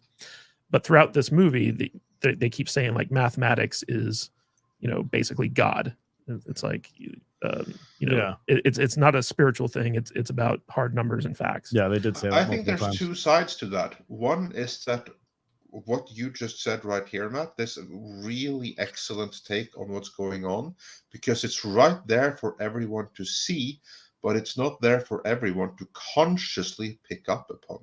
I think there's a non-zero chance that the makers of this movie are even aware of what you just said. That they have seen it, but they have never really picked up and understood it. And even if they did, they may not have wanted to continue that, because like all filmmakers, they're holier than thou twats, and they want to do things their own way and set their own stamp on it. So let me pose a question, and for the record, I do not believe this is what they were going for, but that brings up an interesting idea, because they did mention multiple times that mathematics essentially turns you into a god. If you know enough mathematics, you can accomplish anything, which makes you a god. Is that somehow a commentary on how people these days have shunned religion and taken on more of like scientific fact is my religion? And like we've seen the consequences of that over the last couple of years. Well, I think it's pretty clear that Mangold and Lucasfilm and Hollywood in general are very anti-religion, just across the board. Yeah. Like they don't believe in this stuff. They think that people who do believe in it are kind of stupid. Yeah. And I feel like they consciously made the decision to move away from that and stay away from it. Whereas like, you know, earlier on in Indiana Jones' run, the first 3 movies, It was like, treated with respect for the most part. well, I mean, like it was almost treated like just like a fantasy setting almost, but there was some reverence to it because people were you know kind of respectful of the artifacts that everything was around, and there was a sense of magic that Spielberg brought to the table. With this movie, I think it's pretty clear that Mangold is a very cynical person as opposed to Spielberg, who's very optimistic, at least in his films. So right off the bat, you have the wrong kind of like way to go about looking at an Indiana Jones movie. Like you don't want a deconstructive Indiana Jones film. And you see this where basically they take away his marriage, they kill off his son. They move Indy from Connecticut to New York, which is just like a dirty, terrible town. Whereas in all the previous Indiana Jones, like he's got this nice house. He's teaching at a nice college. Yeah, they even took his job away from him, huh? Yeah, now he lives in this dump. That's no place for him to retire. He lives in an apartment across from a bunch of hippies. Instead of in a I hadn't nice, even really thought about and that. instead of in a that nice hard. house outside of a college town in what is it, Boston? Exactly. That's the first Connecticut? thing that struck me when we saw Old Man Indy. That's I was like, why one is of he- the why is things he in that an you have apartment? to. That's one of the major asks that the movie. Yeah. Because didn't he have demands to tenure? accept. He had tenure in the last Well, of course he did. in 4. Well, How far Indy has fallen. Yeah. He was also like a co-dean, like Mhm. like he was very high up at, I think it was called Moore College. It was like a made up one. So, you know, Mangold made all these creative choices, and I don't know how much of that was Kathleen Kennedy's ideas that he had to incorporate, or if it was just like her pushing him towards, you know, more towards this. But a big thing about Spielberg is that Spielberg, in all of his movies, he always makes family like the cornerstone of the story, right? It's about how family interacts with one another, and ultimately how family comes together to overcome some type of obstacle. In the first movie, it was about Indy and Miriam's relationship. In the second movie, you have like the surrogate son, Short Round, and you know this new love interest. What was it, Willie? Willie. Yeah. And in the third movie, it's all about the father and son relationship between Indy and his dad. And so like, and in the fourth one, it was Indy as a dad with his son and getting back together with Miriam after, you know, years of, you know, kind of like being apart. And so I feel like, you know, a lot of people always ask, it's like, oh, well, how would you have made Indiana Jones 5, right? Like what's your idea? And I don't normally like to like rewrite other people's stuff because it's just kind of like, it's easy to look at what someone's made and spot all the flaws. And then I feel like it's almost insulting to say like, well, I would have done it this way. Like you're any better. But to me, if you're sitting there planning out what you know is going to be the final chapter in a beloved franchise, right? The 5th act of a 5-act play, essentially. What you want to do is you want to take all the elements from the stuff that came before and somehow bring them together in a very satisfying way, where it would have been nice to see how, you know, like Indy, you know, he's married to Miriam, their son, Mutt, has become a dirty hippie, much to Indy's disapproval.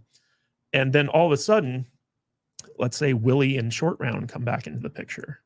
A grown-up Short Round who's kind of followed in Indy's footsteps more than Mutt. So Mutt's kind of like a little bit jealous about like how much Indy, likes seeing like what happened with Short Round. There's a little jealousy thing going on between. I don't see Willie and Short Round staying together. Well, What? I don't know if they'd be together, but like Willie and Miriam have like a little bit of a rivalry, romantic rivalry, but over Indy. And then maybe Indy discovers something in his father's notes that makes him be like, I want to go on one last adventure. And so Mutt and Short Round have to like chase after him because they're worried that he's too old to do anything. And there was a great line in Raiders where he had just recaptured the Ark of the Covenant. He's on the ship, and Miriam's like you're not as young as you used to be, Indy. And this is back when he was in his 30s. And he has this great line where he says, "It's not about the age, it's about the mileage." That's right. And that could have been like the whole theme that Indy is going after, where he's like, yeah, I'm like almost 80, but like I still got it in me. And the great thing about Indiana Jones, and this is something that we studied extensively in like various film classes, like screenwriting, stuff like that, is that what made Indiana Jones so iconic is that he never gives up, right? He tries really hard to win. So when you see him lose constantly, where it's like, Bollock comes in at the last minute, snatches the idol from him, and all this stuff, you sympathize with the character because he never just lays down and dies. Like he's always like, okay, I don't care what the odds are. I'm going after the Ark of the Covenant. I'm fighting 1,000 Nazis. I'm doing this because it's the right thing to do. And a lot of what Indiana Jones is it's a rescue story, right? A lot of the subplots, it's like in the first movie, it's Indy has to rescue Miriam. In the third movie, or in the second movie, Indy has to rescue not only the village, but the children and Short Round and Willie. In the third movie, he's got to rescue his father, there's all this stuff where and he also has to go rescue the blonde girl at the castle. That was the pretense for them going up there. Yeah. So Indy's always like the shining knight on the horse coming to the rescue. And this idea that when you get to the end of the fifth movie and Indy just gives up, and he's like, just leave me here, let me die. I just want to die. I'm in the past. This is where I belong. I think they should have left him there. Well, the whole core of Indiana Jones's character is that he would never have just given up.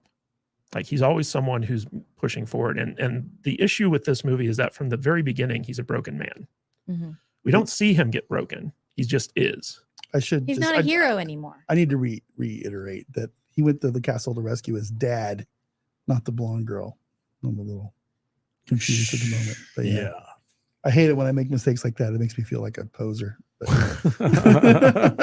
Somebody's going to yell at you in the chat. And you're going to feel bad about yourself for 3 weeks. There will be a comment. Fake fan. There'll be a tag with a time marker and say, Vader's a freaking idiot. So there are a lot of like thematic issues with this movie where it's obvious that Mangold didn't understand what made the character special. He didn't understand what Spielberg brought to the table in terms of optimism and family and like these feel-good themes that are present in even the fourth movie that are completely absent in the fifth. So there's this lack of what I call the Spielberg magic in the fifth movie that is really kind of smothering.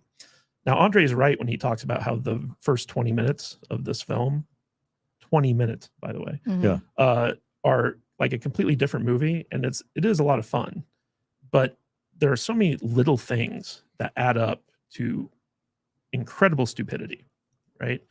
The biggest one in my mind, and Andre, you can chime in on this, is when Mads Mikkelsen's character, he's got the drop on Indy. He's hanging off the side of the train. He's got the gun.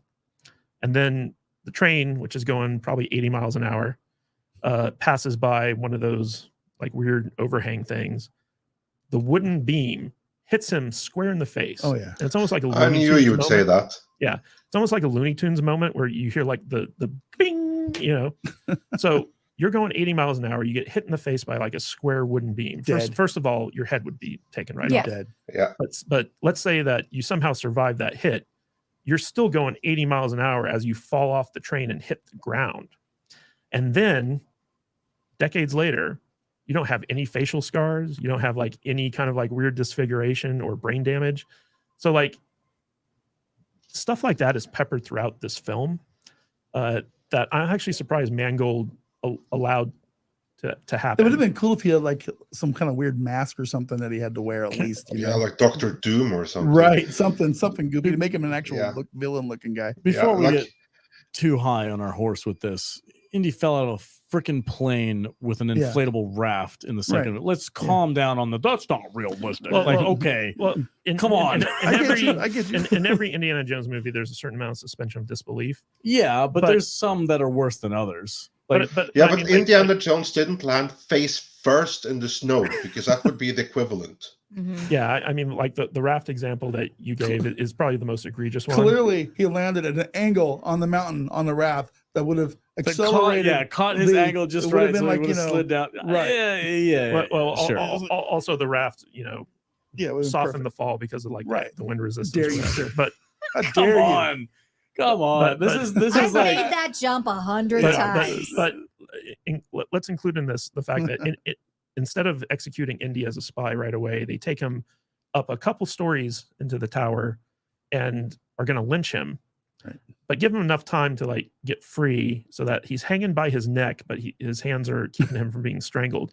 As a bomb falls through the ceiling Oh, and then God. falls through each and every story, then blows up, kills every Nazi on the same floor that Indy's at, but Indy's fine. Mhm. Right? He's not even shell shocked.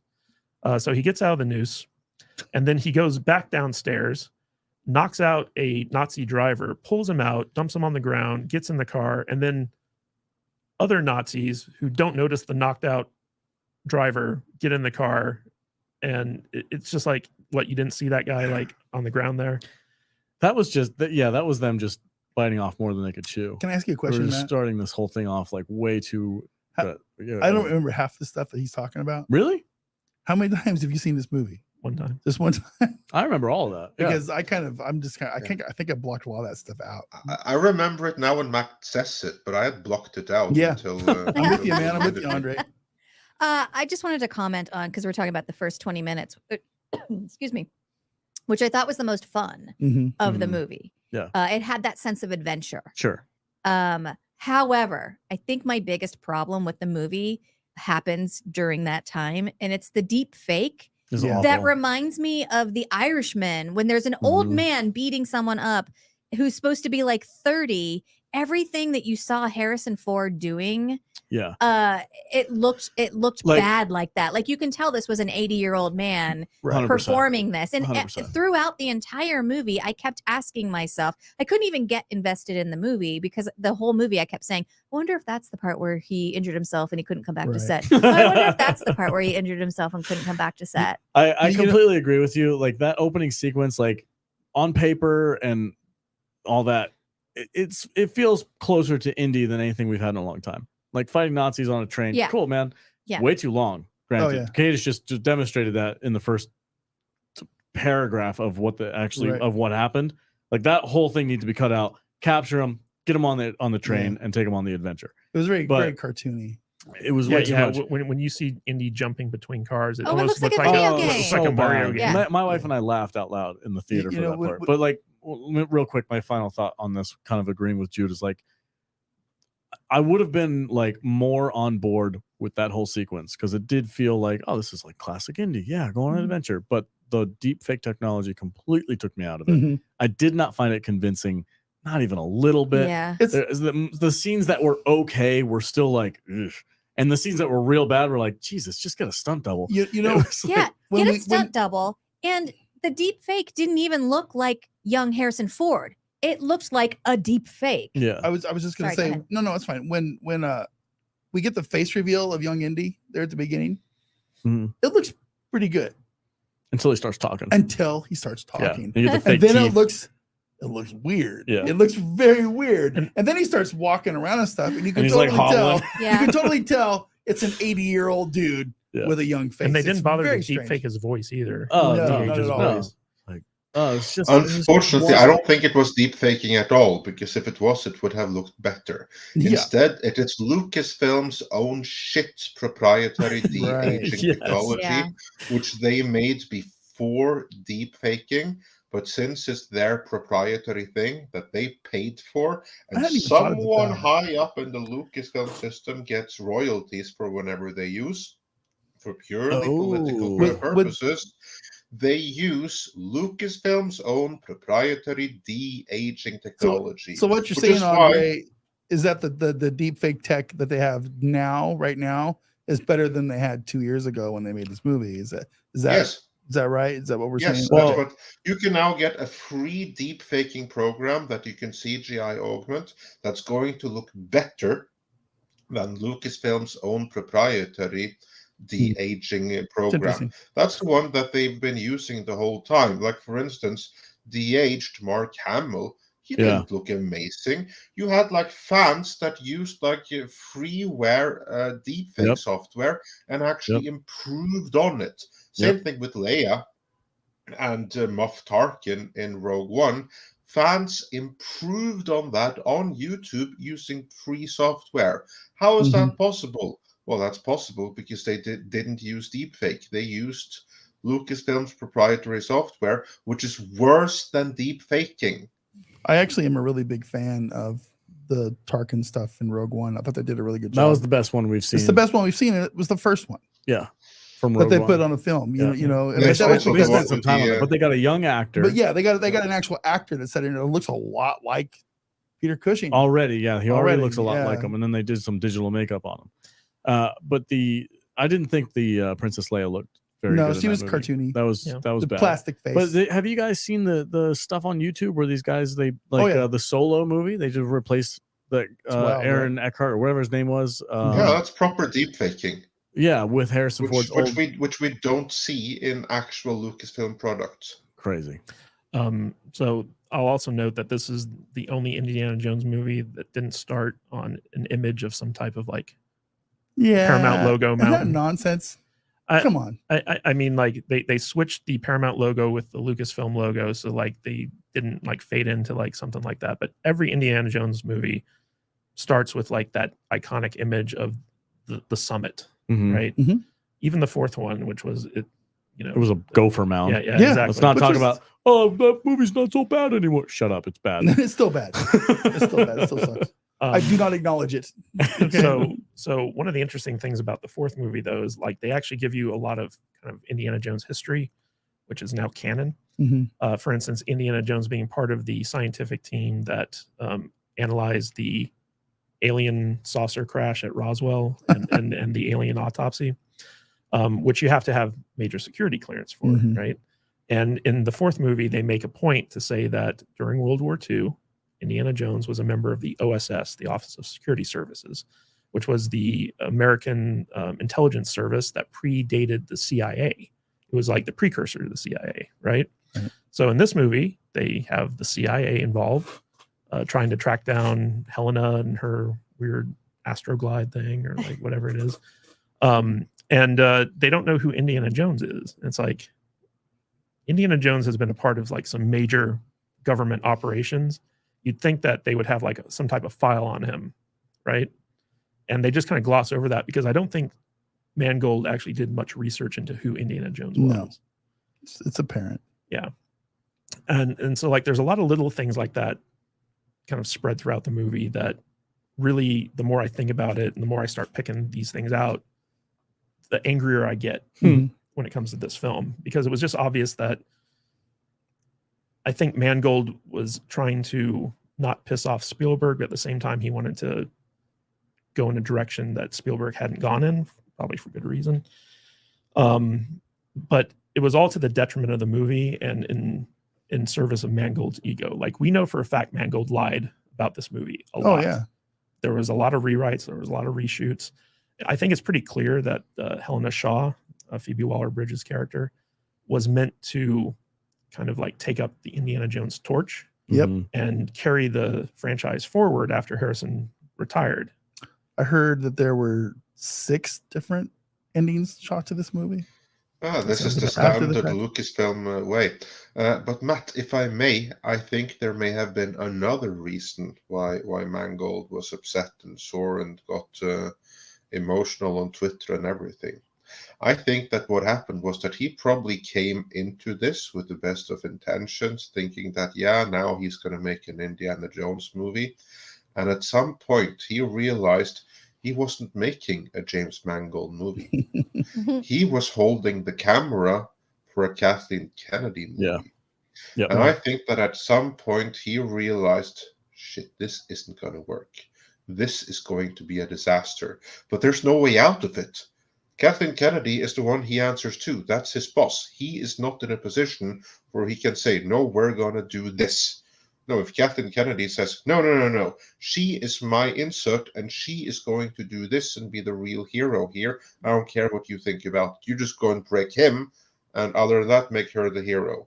And he may not have agreed with it. I think that's why he was like so antsy and so defensive, why he's lied so much, because he now knows that his future career is linked to the success of this movie, and it's not looking good. And he knew that right away, because he's smart enough to know that a Kathleen Kennedy production is not a good production. Let me ask you guys this question. Has James Mangold tarnished his reputation as a filmmaker? Has he Ryan Johnsoned himself? What is, I mean, me personally, I have no interest in watching James Mangold movies anymore, but I haven't for a long time because of his interaction with us. It's more of a personal thing. But for other people out there, has he ruined his reputation as a filmmaker? I don't think most people know who James Mangold is. Like he was, like, yeah, a lot of people like his movies, but he's one of those kind of like journeyman directors who, like, when you watch a Spielberg movie, you know it's a Spielberg movie, right? Because of the way he shoots and his themes, and like there are elements to a Spielberg movie that tell you, yes, Steven Spielberg directed this movie. There's no such thing like that when it comes to Mangold. Like he's a very kind of like workman director. He has no distinct visual style. He has no distinct themes, although now he's getting to be known as like the old guy director. He's no Tarantino. Yeah. Like there's nothing distinctive in Mangold films that makes you be like, oh, who directed this, right? So like I don't feel like he had much of a reputation to begin with. Okay. To come in and ruin, because most people probably don't even know who he is. I felt like he was just getting into the groove with Logan and with Ford versus Ferrari. He's got some good movies. You know what I mean? He was getting to the point with me to where he was going to be one of those directors that you could sell a movie based on his name. If you would have stayed away from Lucasfilm, you know, or it's like, yeah, we're gonna go watch this movie, the Oppenheimer movie, because it's directed by Christopher Nolan, and I already watched Tenet. I hated that movie. That movie's a piece of shit, but I'm still gonna go watch Oppenheimer because it's a Christopher Nolan movie. Yeah. I don't think I'm gonna be that way about James Mangold anymore. You know what I'm saying? I don't know if anyone was anyway, though. I don't know. I think he was on the upward trajectory. I think he screwed himself by accepting a Lucasfilm job. Yeah. To where he's making a Kathleen Kennedy movie now, not a James Mangold movie. See, there's you know what I'm saying? There's two things I want to mention about that, because you're right. I think he was on a good trajectory. Logan's a nerd, comic book movie, but he did it really freaking cool. Yeah, it was good. Most people movie. That I know liked Logan, and it treated the character of Logan with respect, even though he had a brutal death in that movie. Right. But still, it was He died? Oh, Jesus, Jude. It's okay. It was a respectful movie to the character of like old man Logan, right, from that comic book. Ford versus Ferrari. I mean, it was more of like it's like a documentary. It's a movie style, like based on a true story. Normies, like my wife loved that movie. Yeah, I really liked it too. It was good. It had a good style, Fun. had good humor, really cool cinematic stuff like that. Yada yada yada. It's a good movie. If he would have stayed on his own path and like, I want to do this movie next, and then hit another banger. Yeah, you're absolutely right. But he went into the Lucasfilm, and it's weird to me because you don't.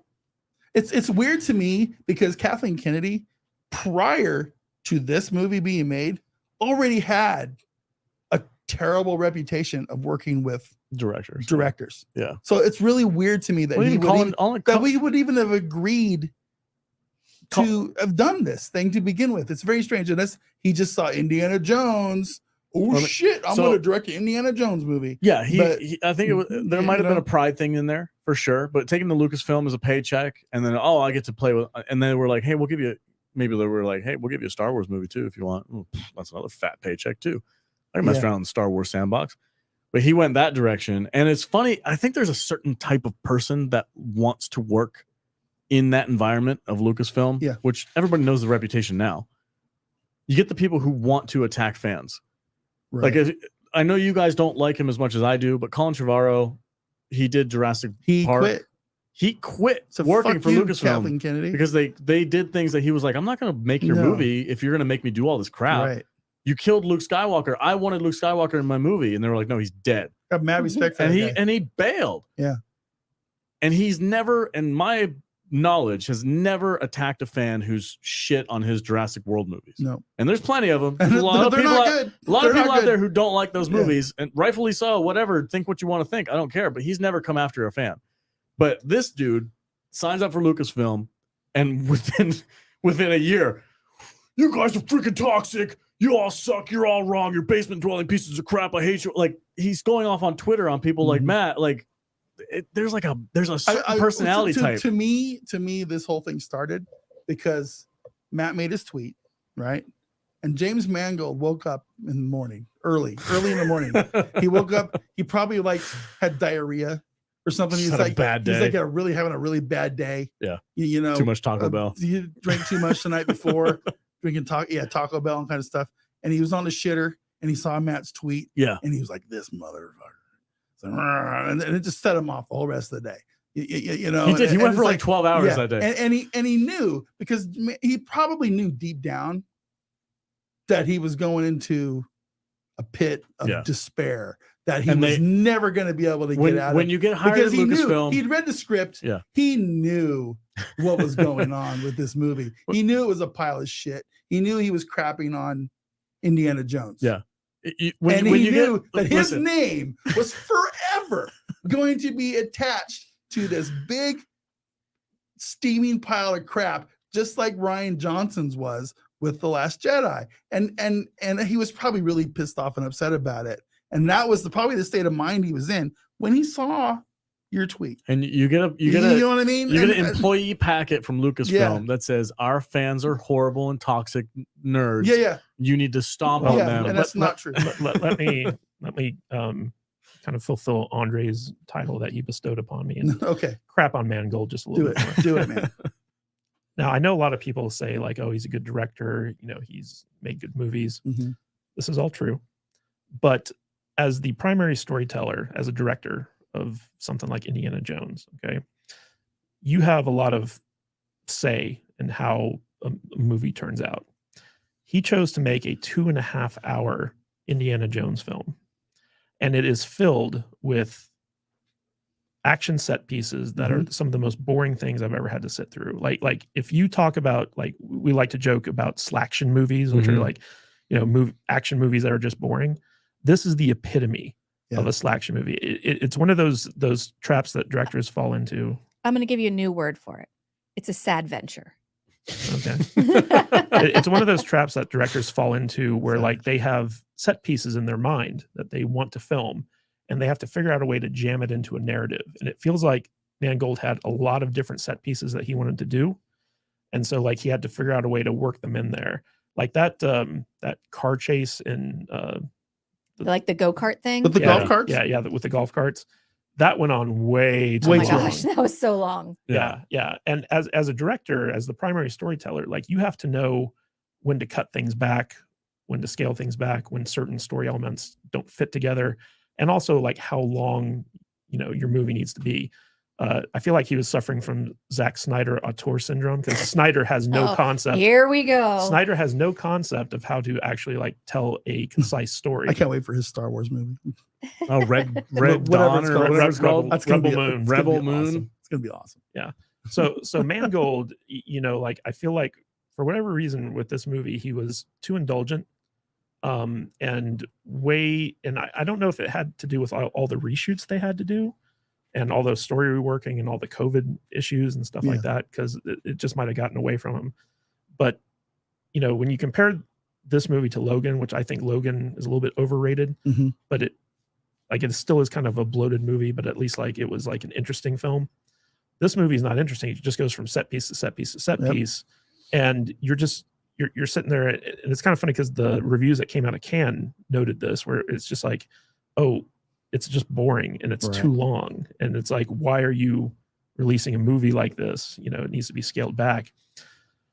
And it's a very cynical film, which again goes against kind of Spielberg's more optimistic tone. But let's talk a little bit about Phoebe Waller-Bridge for a minute. Do we have to? Oh, a little bit. Droid rights. Yes.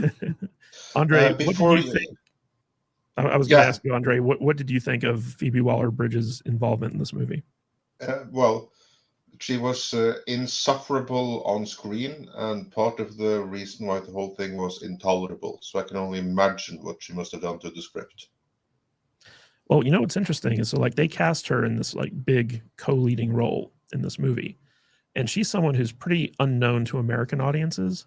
Like I think if you walked up to an average person on the street and asked them what they thought about Phoebe Waller-Bridge, they'd say who? Yeah, you know, because she's not a big star here in the States. And her character is very schizophrenic, right? Like she didn't bother me as I was watching the movie, but like in hindsight, looking back on it, I'm like, wow, they didn't know what to do with her character.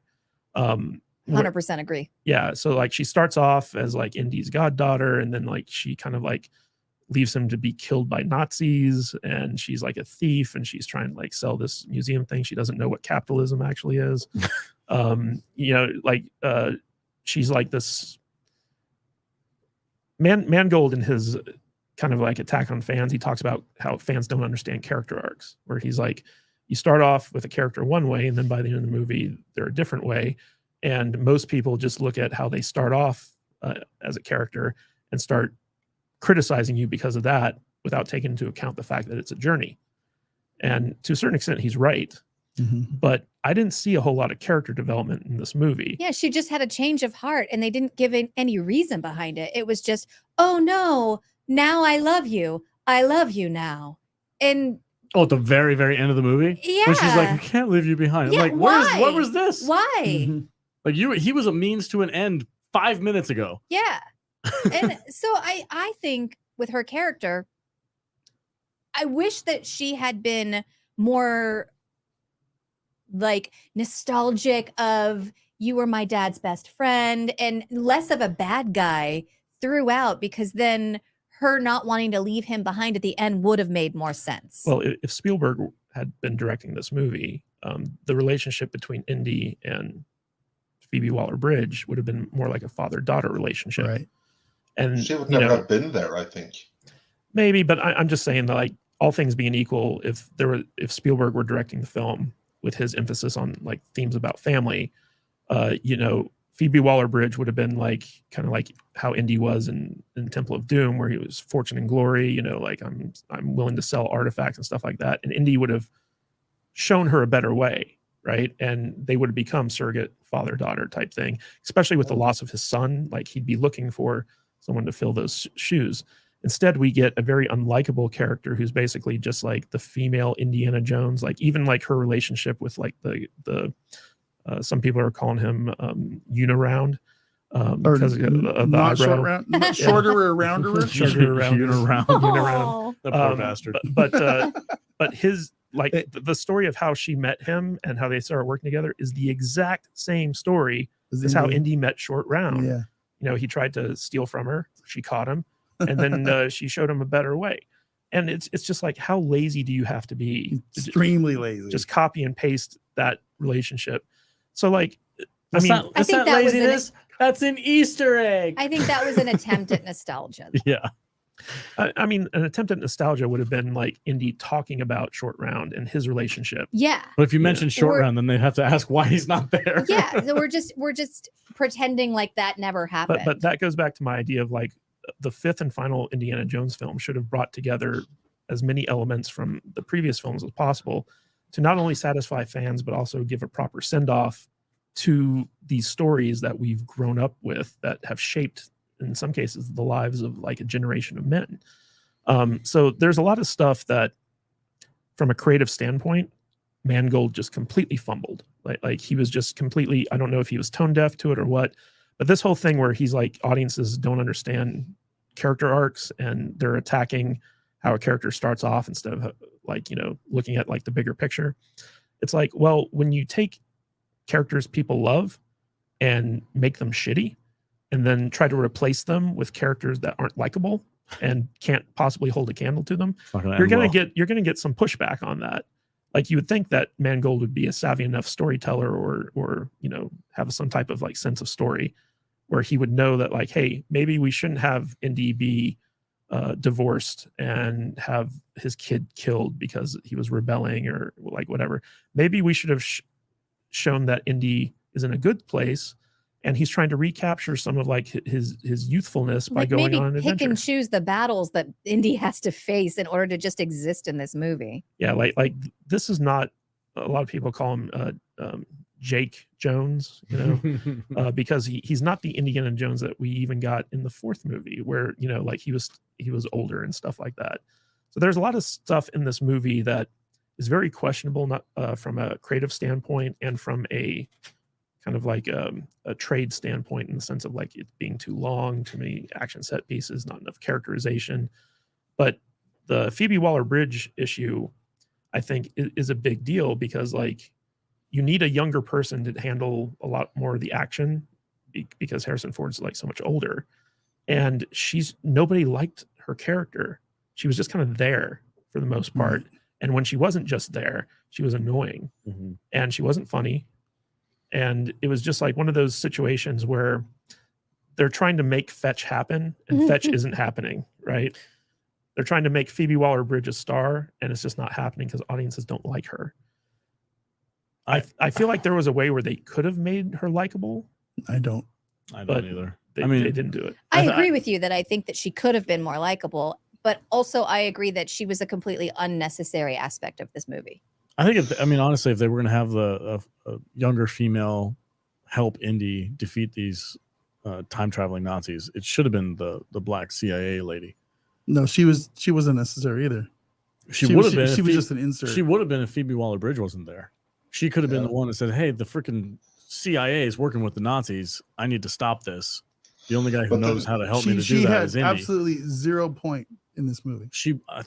None. You could completely cut that character out of this movie. You're not listening to what I'm saying. Not have to be in there. I'm saying, in my version of the movie, she would have been the Phoebe Waller-Bridge character. I see where you're coming from there. The CIA, like she's like, "Hey, the CIA is working with the Nazis. I need to stop this. Who do I go to for help?" Indy, because he knows what. In your version of the movie, would Indiana Jones have somehow been cleared of a double homicide before the end of the film? Oh yeah, because that was a plot thread that they kind of because dropped. The black CIA lady would have been like, "Oh, he didn't do that. I saw these guys do it. Problem solved." Yeah, they make a big point to frame Indy for murder. For like 15 minutes, he's running from the cops and seeing himself on TV, and Sallah has to punch that guy in the face for no reason because he's like, "Oh, you're on TV, sir. You must have killed those people." Like, that's a whole thing in the movie, and they were just like, eh. And this is another example of Mangold's poor storytelling. Yeah. Like he has this very important plot line that forces Indy to go after Helena, but they never resolve it. They never resolve how they were able to get Indy back on the plane and back to like the right time period. And I want to ask Andre and you guys about this, because I feel like the third act of this movie, where they actually go back in time, was so laughably stupid that I was surprised that anyone could look at that third act and be like, Mangold knows, he's a good director. He knows what he's doing. Tell me why is it laughable? Because it was so stupid. Because it's time travel? Not because it's time travel. Like you have a situation where the Nazis are flying a airplane over a war in like before Christ times, right? The Romans are attacking a Greek, like whatever, and a Greek stronghold. Yeah. And so the airplanes are getting shot at by ballistas and arrows. And instead of like pulling up and immediately heading back towards the time rift, they start flying around low altitude, shooting guns at the Romans because they're pissed off. And then like you have a random French pilot that was like taking a nap in the back of his airplane that the kid happens to steal. And the kid takes off in the middle of a raining thunderstorm. No problem at all. And then like well, he learned earlier in the on movie. the paper With plates. popsicle Yeah. sticks and paper That's it, plates. yeah, because Because kids are awesome in movies, Yeah. said nobody ever. that's how all pilots learn how to fly Yeah. Oh, God, I'm airplanes. surprised you didn't just completely walk out of the theater at that point and lose your shit. I just keep getting proven right. Yeah, you do. But there are all these elements where you know like the French pilot lands that plane on like a fraction of like a rocky strain of Oh land. yeah, there was like nowhere to land. He's like, oh, let's put it down there. Sacre bleu. And Where am I going to land this plane? and then Helena just punches Indy once, and this is a guy who's taken multiple punches in his Don't time. even get me started on that punch. Black out. Ugh. Wake up how many days later? Yeah. After having been shot, by the way. And it's just like, oh, how did they get him back? Like what was all this Yeah, it thing? was very rushed. Like the whole third act is just a mess. Andre, would you agree with that? Oh, totally. It's a complete disaster from one end to another. I was thinking that as I was watching, like, okay, dude, the Romans here, they obviously have the firepower to bring down your planes. So why the hell would you not just fly out of reach? Problem solved. What the hell are you thinking? Getting out of the plane, firing at them with your pistols? How's that solving anything? And They that's just a had to nice fly way of straight changing away history from the right battle. there. They Yeah, just had to fly straight, or they had that's to all just they had to climb. do. I talked about that last week. Yeah. It was completely ridiculous. But I have to drop out here in a moment. I just want to make like two final points.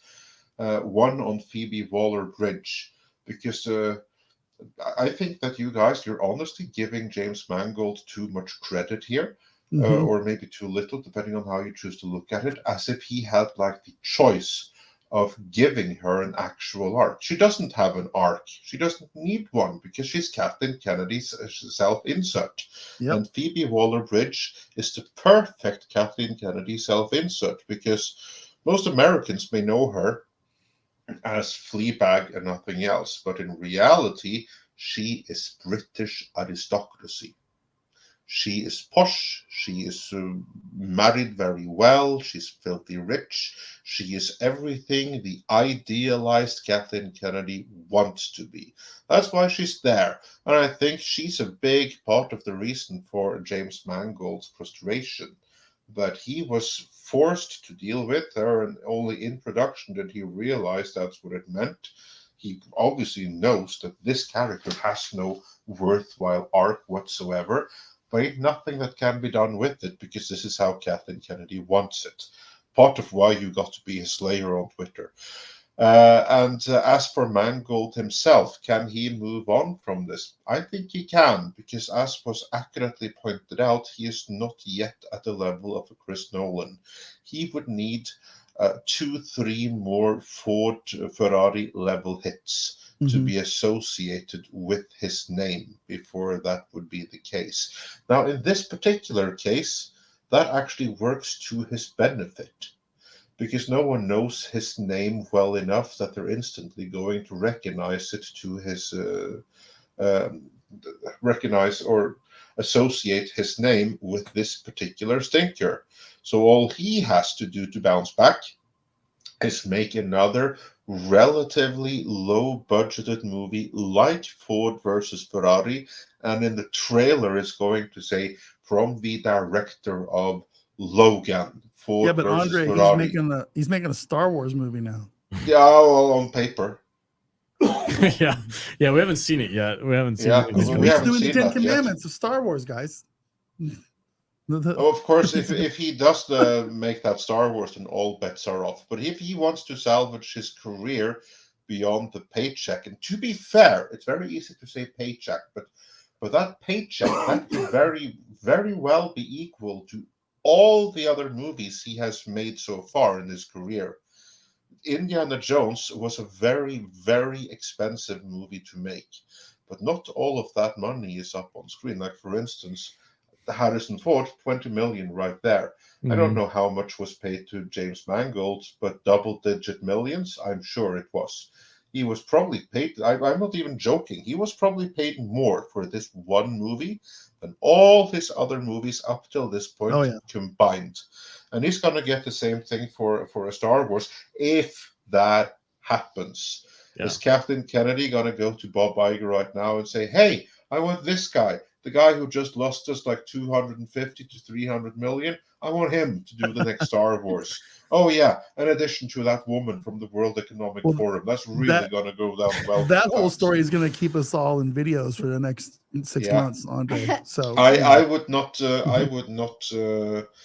I would not gamble my house on him actually ending up directing a Star Wars movie. Wouldn't shock me if Kathleen Kennedy doesn't have a job 2 weeks from now. So I would not be overtly shocked with that either. My go-to is that she's probably going to serve out her contract, but if Bob Iger needs some heads to roll prior to the next earnings call, which is in 3.5 weeks approximately, if he wants to show everyone that he actually has some kind of handle on the future of the company after it's been degraded, after their massive stock issues, in addition to the box office, everything like that, it would be in his best interest to actually can her. So we'll see what happens with that. Either way, for James Mangold, if he wants to salvage his career, not as a high-paying Lucasfilm employee, but as a filmmaker, and he wants a career beyond the next 10 years, I think it would be in his best benefit, and he could totally get back this way. Do another Ford versus Ferrari or something akin to Ford versus Ferrari that can be done on a budget. Show his all the peers in the industry that the Indiana Jones, that wasn't on him. That was Kathleen Kennedy's fault. He still got it as long as she's not there to fuck him up. So he's going to bounce back just fine. As long as he doesn't do a Star Wars, if he goes back to doing what he does, he's going to be just fine. And this failure is going to be credited to Kathleen Kennedy because it's very obvious to everyone. This wasn't the James Mangold movie. This was a Kathleen Kennedy movie that happened to be filmed by James Mangold. I agree. Well, Andre, I know it's late where you are, but I want to thank you for coming on the stream today and sharing your thoughts with us. Always good to have you on. So, yeah, man. Thanks for being here. It's my pleasure to be here. And of course, when the Mangold Slayer invites me, who am I to say no? Quit calling him that, my God. Thanks, Andre. All right. Take care, everyone. Thanks for having me. Bye. Thank you, sir. Yeah, bud. So I think that I could go on for days. We know. I'm sure. I'm sure you're not done. Yeah. But I really want you to go make your own video. But for the purpose of levity, I think we can wrap this up. So overall, I thought that Indiana Jones was and the Dial of Destiny was a very disappointing film. The more I think about it, the more flaws I'm starting to spot. And it actually made Indiana Jones 4 better for me. Disagree. Negative. So it did you a favor. Hard pass. You guys haven't watched Indiana Jones 4 since seeing 5. I have actually. Okay, fine. It's not. It doesn't change it. Since we watched this one? No, I haven't done it since we watched this one. That's what I mean. Yeah, Like, I'm not planning on it either. In watching the 4th movie after the 5th one, it puts it in a different perspective for me. But regardless, this was a very disappointing movie. It was a bad way to end the franchise. Mangold proved that he was a liar, a fake, and a hack fraud.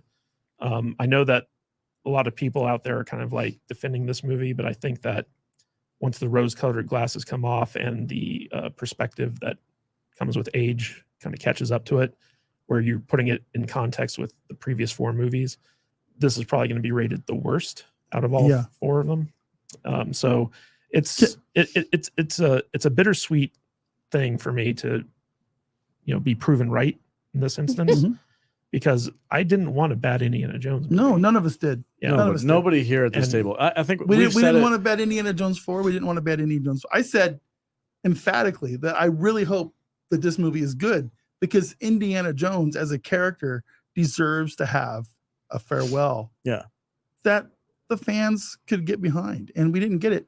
And we knew we weren't going to get it. So and the fact that Mangold is such an asshole. Like he's still out there attacking fans. Yeah. You saying they're toxic and stuff like that. I've seen him. Yeah, it's ridiculous. So like he's an egomaniac. Yep. He's not as good as people make him out to be. Nope. He's not as good as he thinks he is. Nope. And so like makes me wonder what other element are we not thinking about that made Logan and Ford versus Ferrari, Really good casting, decent movies. really good actors. Yeah, A good script. a good script. And he just pointed the camera. Like you say, he doesn't have a distinct style, so he just was like, "Here you go." Yeah, there's nothing that tells you that it's a James Mangold. That was movie. I think that's out of everything that we've talked about with Indy and Mangold and all that stuff. I think that's probably the most astute observation that you've made about this whole situation is that Mangold really doesn't have a distinct stamp. And Well, he's no Steven Spielberg. when you that's for said sure. that, I was like, God dang, you're right. Yeah. Like I like Logan. I know some people are saying they don't like Logan as much. You said it's overrated. I really enjoyed Logan. like I it. thought it was great. But yeah, I'm like, there's nothing about that movie that's like, It's oh, not. It's far from a perfect movie. that's a Nolan movie or something Yeah. like that. Like you said, you didn't even like Interstellar. What was that movie? Tenet. Tenet. And Oh, I hate it. you're still gonna go see Oh, Oppenheimer because it's freaking absolutely. Nolan, Yeah, yeah. right? Like, yeah, directors can put I people's was butts in seats. visibly angry when we left Tenet. I don't know why you guys I hated was that like, movie so what much. the I fuck thought did it we was just fine. watch? It was a feedback loop. I understood it. It was all the backwards crap. I thought it was interesting. weird. It was different. Man. It was. It was cool. No. I mean, I get it, man. You guys like what you like. It doesn't matter. But yeah, like Nolan puts a movie out, I'm gonna go see it. All right, so as the Salty Nerd crew, what do we give Indiana Jones and the Dial of Destiny, Alex? Oh, yeah, definitely a thumbs down. Probably. I think did I say 1.5 last week? I don't remember. I think it was 1.5 too, something like Yeah. that. Yeah, right. Super low. Yeah. 1.5. Jude. I'm just gonna put it right in the middle because, like I said before, I don't have as much invested in this franchise as you guys do. For me, it was a very meh film. It was almost like it was kind of a waste of time because it was like it didn't give me anything, and I spent a long time watching it. Yeah. So I don't know what I could have done with that time, but it's just very meh and whatever for me. So I'm just gonna go right down the middle and call it 2.5 Dials of Destiny. You just described every movie that's come out of Disney's of a Disney studio in the last 10 years. Dude, Disney's up in So a meh. a really bad Yeah. It was streak right now. It was 2.5 hours of my life I got to waste in a theater Yeah. in air conditioning, so I was comfortable while I was kind of being meh. Yeah, that was. Are you not entertained? No, I'm No, not. I'm not. entertained. No, I'm not, Disney. No, Disney and Lucasfilm have just been on a freaking losing streak for a while. I think they're about $1 billion lost over the last 7 or 8 they're movies. so preoccupied with What was Valiant? What did putting Valiant the say? message out. 1.2 they're coming up on after the next movie. I don't know what those numbers mean anymore. It's like That means how much that means they spent this much money on the movies and they made this much and they're in the Yeah. negative this much. maybe It's pretty easy. maybe pretty It's complicated. speculation. Plus mostly. and minus. It's not even division or multiplication. It's just plus minus. It's really easy. It's really simple math. Yeah. You know, Yeah. I would say that there's different aspects to different types of directors. Like some directors are really good with actors. Mhm. Some directors are really good at action scenes. Some good directors are really good with story. In Mangold's case, he's both the writer and the director. So he has more control over the narrative than pretty much anyone else involved in the production, with the exception maybe Kathleen Kennedy.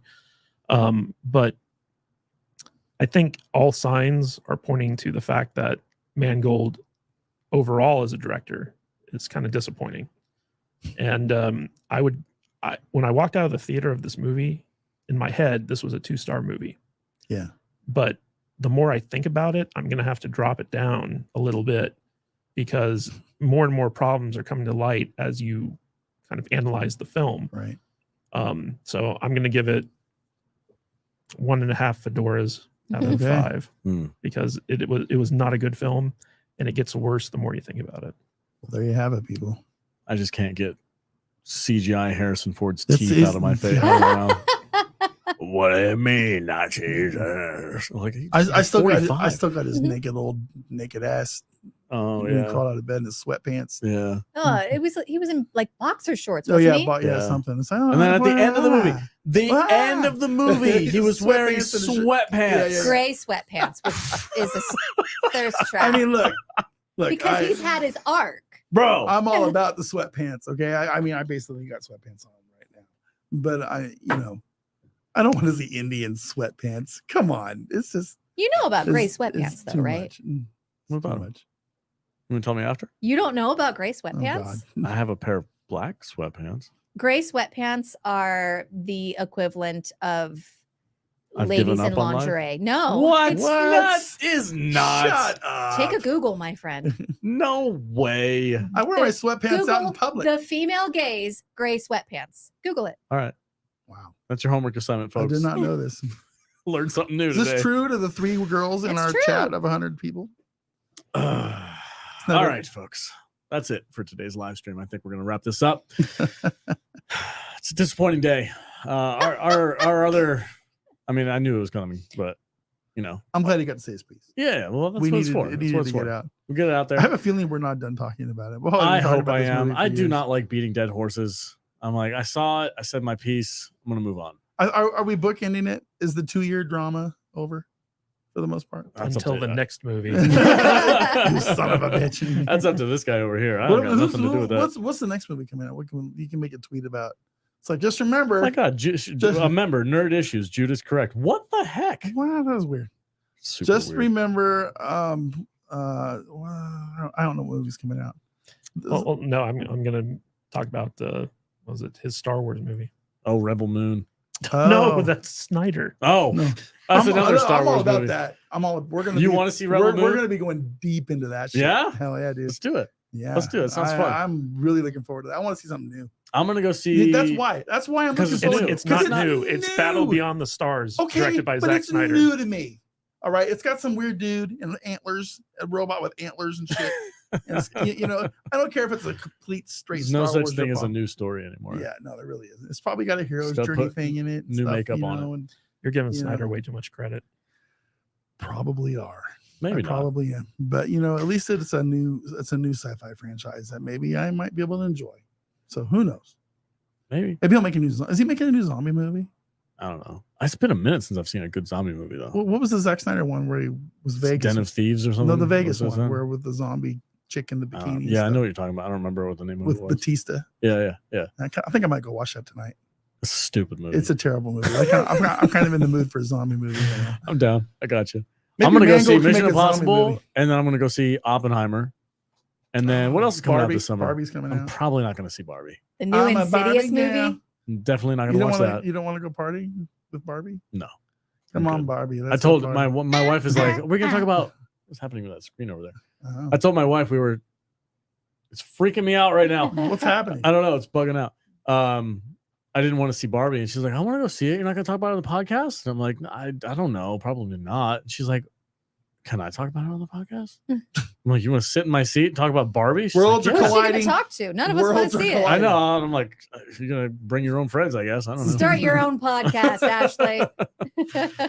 What else is coming out this summer? Summer's a big summer, isn't it? We're about done with summer season already. Really? Already? It's gonna be We got August. Mission Impossible and Oppenheimer, Mission and that's Impossible, it? Oppenheimer, Barbie. That's it. Done. Oh, No. It's Where's gotta my be- blockbuster? Where's my summer Well, it blockbuster? It was was my Indie. action hero movie. Indy was our summer blockbuster. no, action movie. no. Yeah. That was a sad Yeah. venture. No, Sad venture. I like sorry that. guys. There I were guess- those. I guess- There were a few dipshits in the theater. Remember Oh, it made me mad. when? Dude, did people laugh? Okay, let me ask you guys. Oh, Did oh my people God. did people laugh when Phoebe Waller whatever punched Indy at the end of the Yes, movie? they did. It pissed Why? Me off. Me and Alex got Why? visibly upset. I was like, that's not funny. I It's said like, it out loud in the we're- theater. Yeah, we're sitting a couple seats apart. Our wives are between us, and I looked up and I go, "What are you clapping for?" And I looked up and Alex looks over at me. I and was he goes, that "That like, wasn't funny." it wasn't funny. It I'm like, why are wasn't. you laughing at that? It was It was- dumb It was crazy. and super disrespectful to the character. Yeah. So that's just what tells me that there are people out there that Freaking normies. like this stupid fucking I movie. mean, there man. are I don't people get out it. there who like The Last Jedi too. Yeah. Oh God, remember that fight?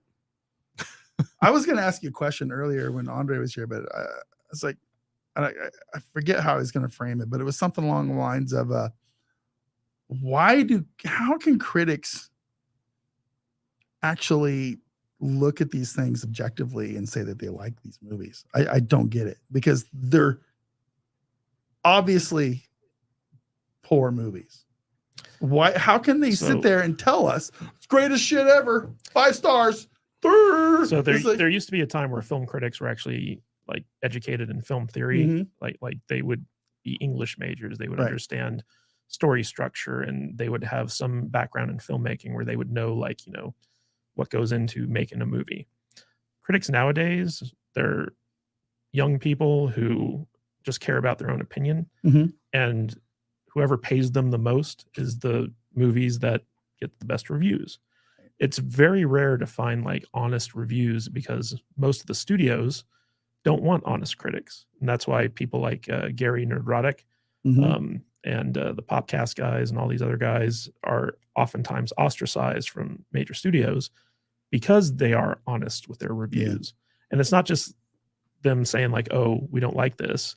It's them pointing out all the obvious flaws in the movie that shouldn't be there if it was an actual good movie. Yep.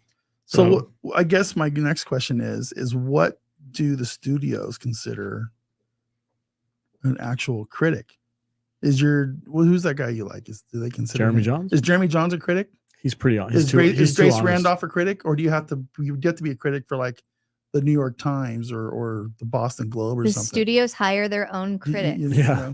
Yeah, there's a lot of YouTubers out there that we spout opinions. My opinion on this movie is my opinion. I don't consider myself a movie critic. I'm just a guy who watches movies. Yeah. I've never gone to film school. I don't know how to write a script. I don't know the difference between a fucking verb and an adjective. So I just know what I like. Yeah. I got you. You know what I'm saying? I don't know. Jeremy Jahns, I latched onto him long time ago, like years and years and years ago, because he was honest. I mean, he has his rating systems based on like, this one's dog shit. This one's okay if you're drunk. I get confused because I see posts and stuff from critics who have 200 Twitter followers and a YouTube channel with 400 subs, but yet they're sitting at the fucking premiere of these things with their swag bags that they got from the studio. Still upset about that seat. That's part of it. I've seen that in other people too. And it's like, who the fuck are these people? And why should we care? You don't have to. Who cares what that is? Why does the studio think that we should care what these people think? Because this motherfucker's got purple hair, and half his head shaved. I don't get it. I just don't understand the whole world. I don't know. Because they ride the line. They say what they're supposed to say. It's good press. They're going to promote any good press. If they're spending millions of dollars on marketing for this movie and they see somebody saying it's okay, they're gonna be like, well, I'm not gonna highlight that guy who said, oh, this guy said it was fucking the most amazing movie he's ever seen in his life. Let's highlight that guy. Yeah, because it's good press. That's all it is. It's just good press. And that dude's not getting paid. He might get a swag bag, but whatever. The studio doesn't care about that. But they're not getting. You know what I'm saying? They're not getting checks from anybody. They're not getting checks from Universal or whatever. They're just like, the studio's gonna look at the wide spectrum of people talking about their movie. Hashtag Indiana Jones. They're not going to highlight the one like Kadish is, who says, I was right 2 years ago. This movie blows. They're going to find the one that says, I love the movie. I'm so happy. To be fair, highlight that. That's good press. Kadish put that tweet out 2 years ago. And Kadish has told me multiple times, he goes, I really hope the movie's good. I hope I'm wrong. Yeah. That's a quote from him. And you just unfortunately were right this time, Matthew. And I think we've all said nobody wins when Kadish is right. And I'm always right. It's a big downer. God damn it, he was right again. Shit. I don't know, man. I'm not worried too much about critics and whatnot. I'm gonna go to a movie, and if I like it, I like it. If I don't, I don't. It is what it is. If you don't like my opinion, I guess. I mean, we that one. If you don't like our opinions, like and subscribe. hit that thumbs up button. Listen, dude, we practically shill for Warrior on this channel. But that's an actual good show. It's a good show, and we're shilling for it. But they're not going to send us anything because we're too vulgar. Listen, I can't help it if you put the sexiest people in your show. I mean, I have eyes. I'm gonna talk about it. But we also shill for shitty shows like Invasion. Yeah, there's a lot of press for we that. promoted the shit out of that show. We did. It's so terrible. It was so bad. It's so bad. You gotta watch this show, guys. It's terrible. It's so bad. We literally dubbed one of the characters "piece of shit," and y'all know who we were talking about. Like, oh yeah, it's that guy's husband or whatever. That dude, that chick's husband. Yeah, no, dude. The studios, who they choose to promote and who they want to shower gifts upon, it all just depends on who's going to promote their show the best. If I don't have a fucking studios logo of some studio somewhere hoodie by the end of this year, I'm going to be pissed off. You're never gonna get I'm it. never You can gonna have a get it. lanyard, but you have to buy it. It's a steal it from a Listen to you, convention. motherfucker. No studio is gonna look at our channel and be like, those are good people. Like they're gonna be like, there's a 50-50 chance they might crap on our Wait, show. Yeah. Most people tell Yeah, it like it we're is. loose cannons. Yeah, We man. really You are. never know. We could love something that's terrible, Mhm. and we could hate something that's also terrible. Yeah. Doesn't it just depends on how much fun we're having. I also, before I know we're trying to get out of here, I just want to say kudos to whoever it was in the chat about 20 minutes ago. They dubbed somebody Kathleen Kennedy as Caffeine Kennedy, and I thought that was brilliant. She makes a hell of a cup of coffee. It makes a hell of a cup of coffee. Hashtag Caffeine Kennedy needs to go. I love it. I've never thought about calling her Caffeine Kennedy before. It's brilliant. There was this great moment in Nerdrotic's review of Indy 5 where he pulls a clip from a Spielberg interview. Oh, no. It's an audio clip Yeah. where he specifically talks about like how terrible Kathleen Kennedy is in their creative meetings. I think I saw that. Yeah. I did believe. No, it was very something surprising. along the lines of she's really good at interjecting her opinion. Yes. when Yeah. we're not asking for it. Yeah. It's Can't get a man. word in edgewise. Yeah. Did you see? Shut up, bitch! Get the fuck out of here. Make me a cup of coffee. Just gonna smack you upside the head. It's okay. She knows what I'm talking about. There was somebody put a video out there. They were like breaking down the body language at the Indiana Jones premiere Oh yeah. and how Are you talking about the orchestra thing? yeah. Yeah, But it's great. was it Spielberg was like, I'd like to thank everybody who was involved in the creation of Indiana Jones, and he goes George Lucas, Frank Marshall, and John Williams. Yeah. And No, it's he said completely- Harrison Ford. Harrison Ford, that's Yeah. right. Harrison Ford, And the And- glue that holds the franchise together. John Williams. John Mr. John Williams. Williams. And she's just standing right in the middle going, she is so mad. Caffeine Kennedy. Caffeine That's- Kennedy. Yeah. Ugh, God, be done with it. All right, we're out of here, guys. Thank you so much for watching the live stream. Thank you if you super chatted us. Really appreciate it. Don't forget, the best way for you guys to support us is to go to either the members area here on YouTube for exclusive content or Patreon. We also have exclusive content that's separate on Patreon. Different exclusive. Do both. content. We do both. We give everybody something. And Be a- you should do both too. Yeah, double dip. Double Be a dip's the way to double go. dipper. Be a double. Be a double dipper. Can we dub them double dippers Double dippers. with George Costanza? Double hand- Did you just double dip that shit?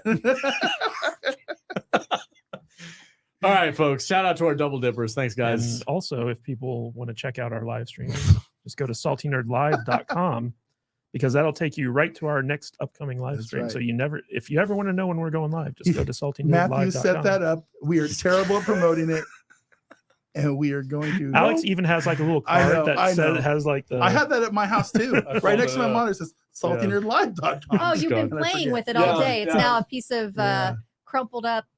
Yeah. This is my reminder. to Saturday say mornings, live. 10 Your cue o'clock. card. Tuesday afternoons at 2 p.m. Yeah. Okay, bye. And go sub to us at kick.com, Salty Nerd Podcast at kick.com. Oh, I We need 24 more to get subbed.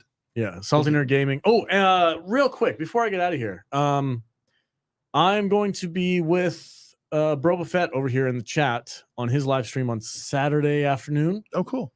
So head over to his channel, subscribe, and I'll be there talking about video games on Saturday. So join Right me, on. join me. Okay, folks, All we're right, out of here. stay We gotta go. Stay salty.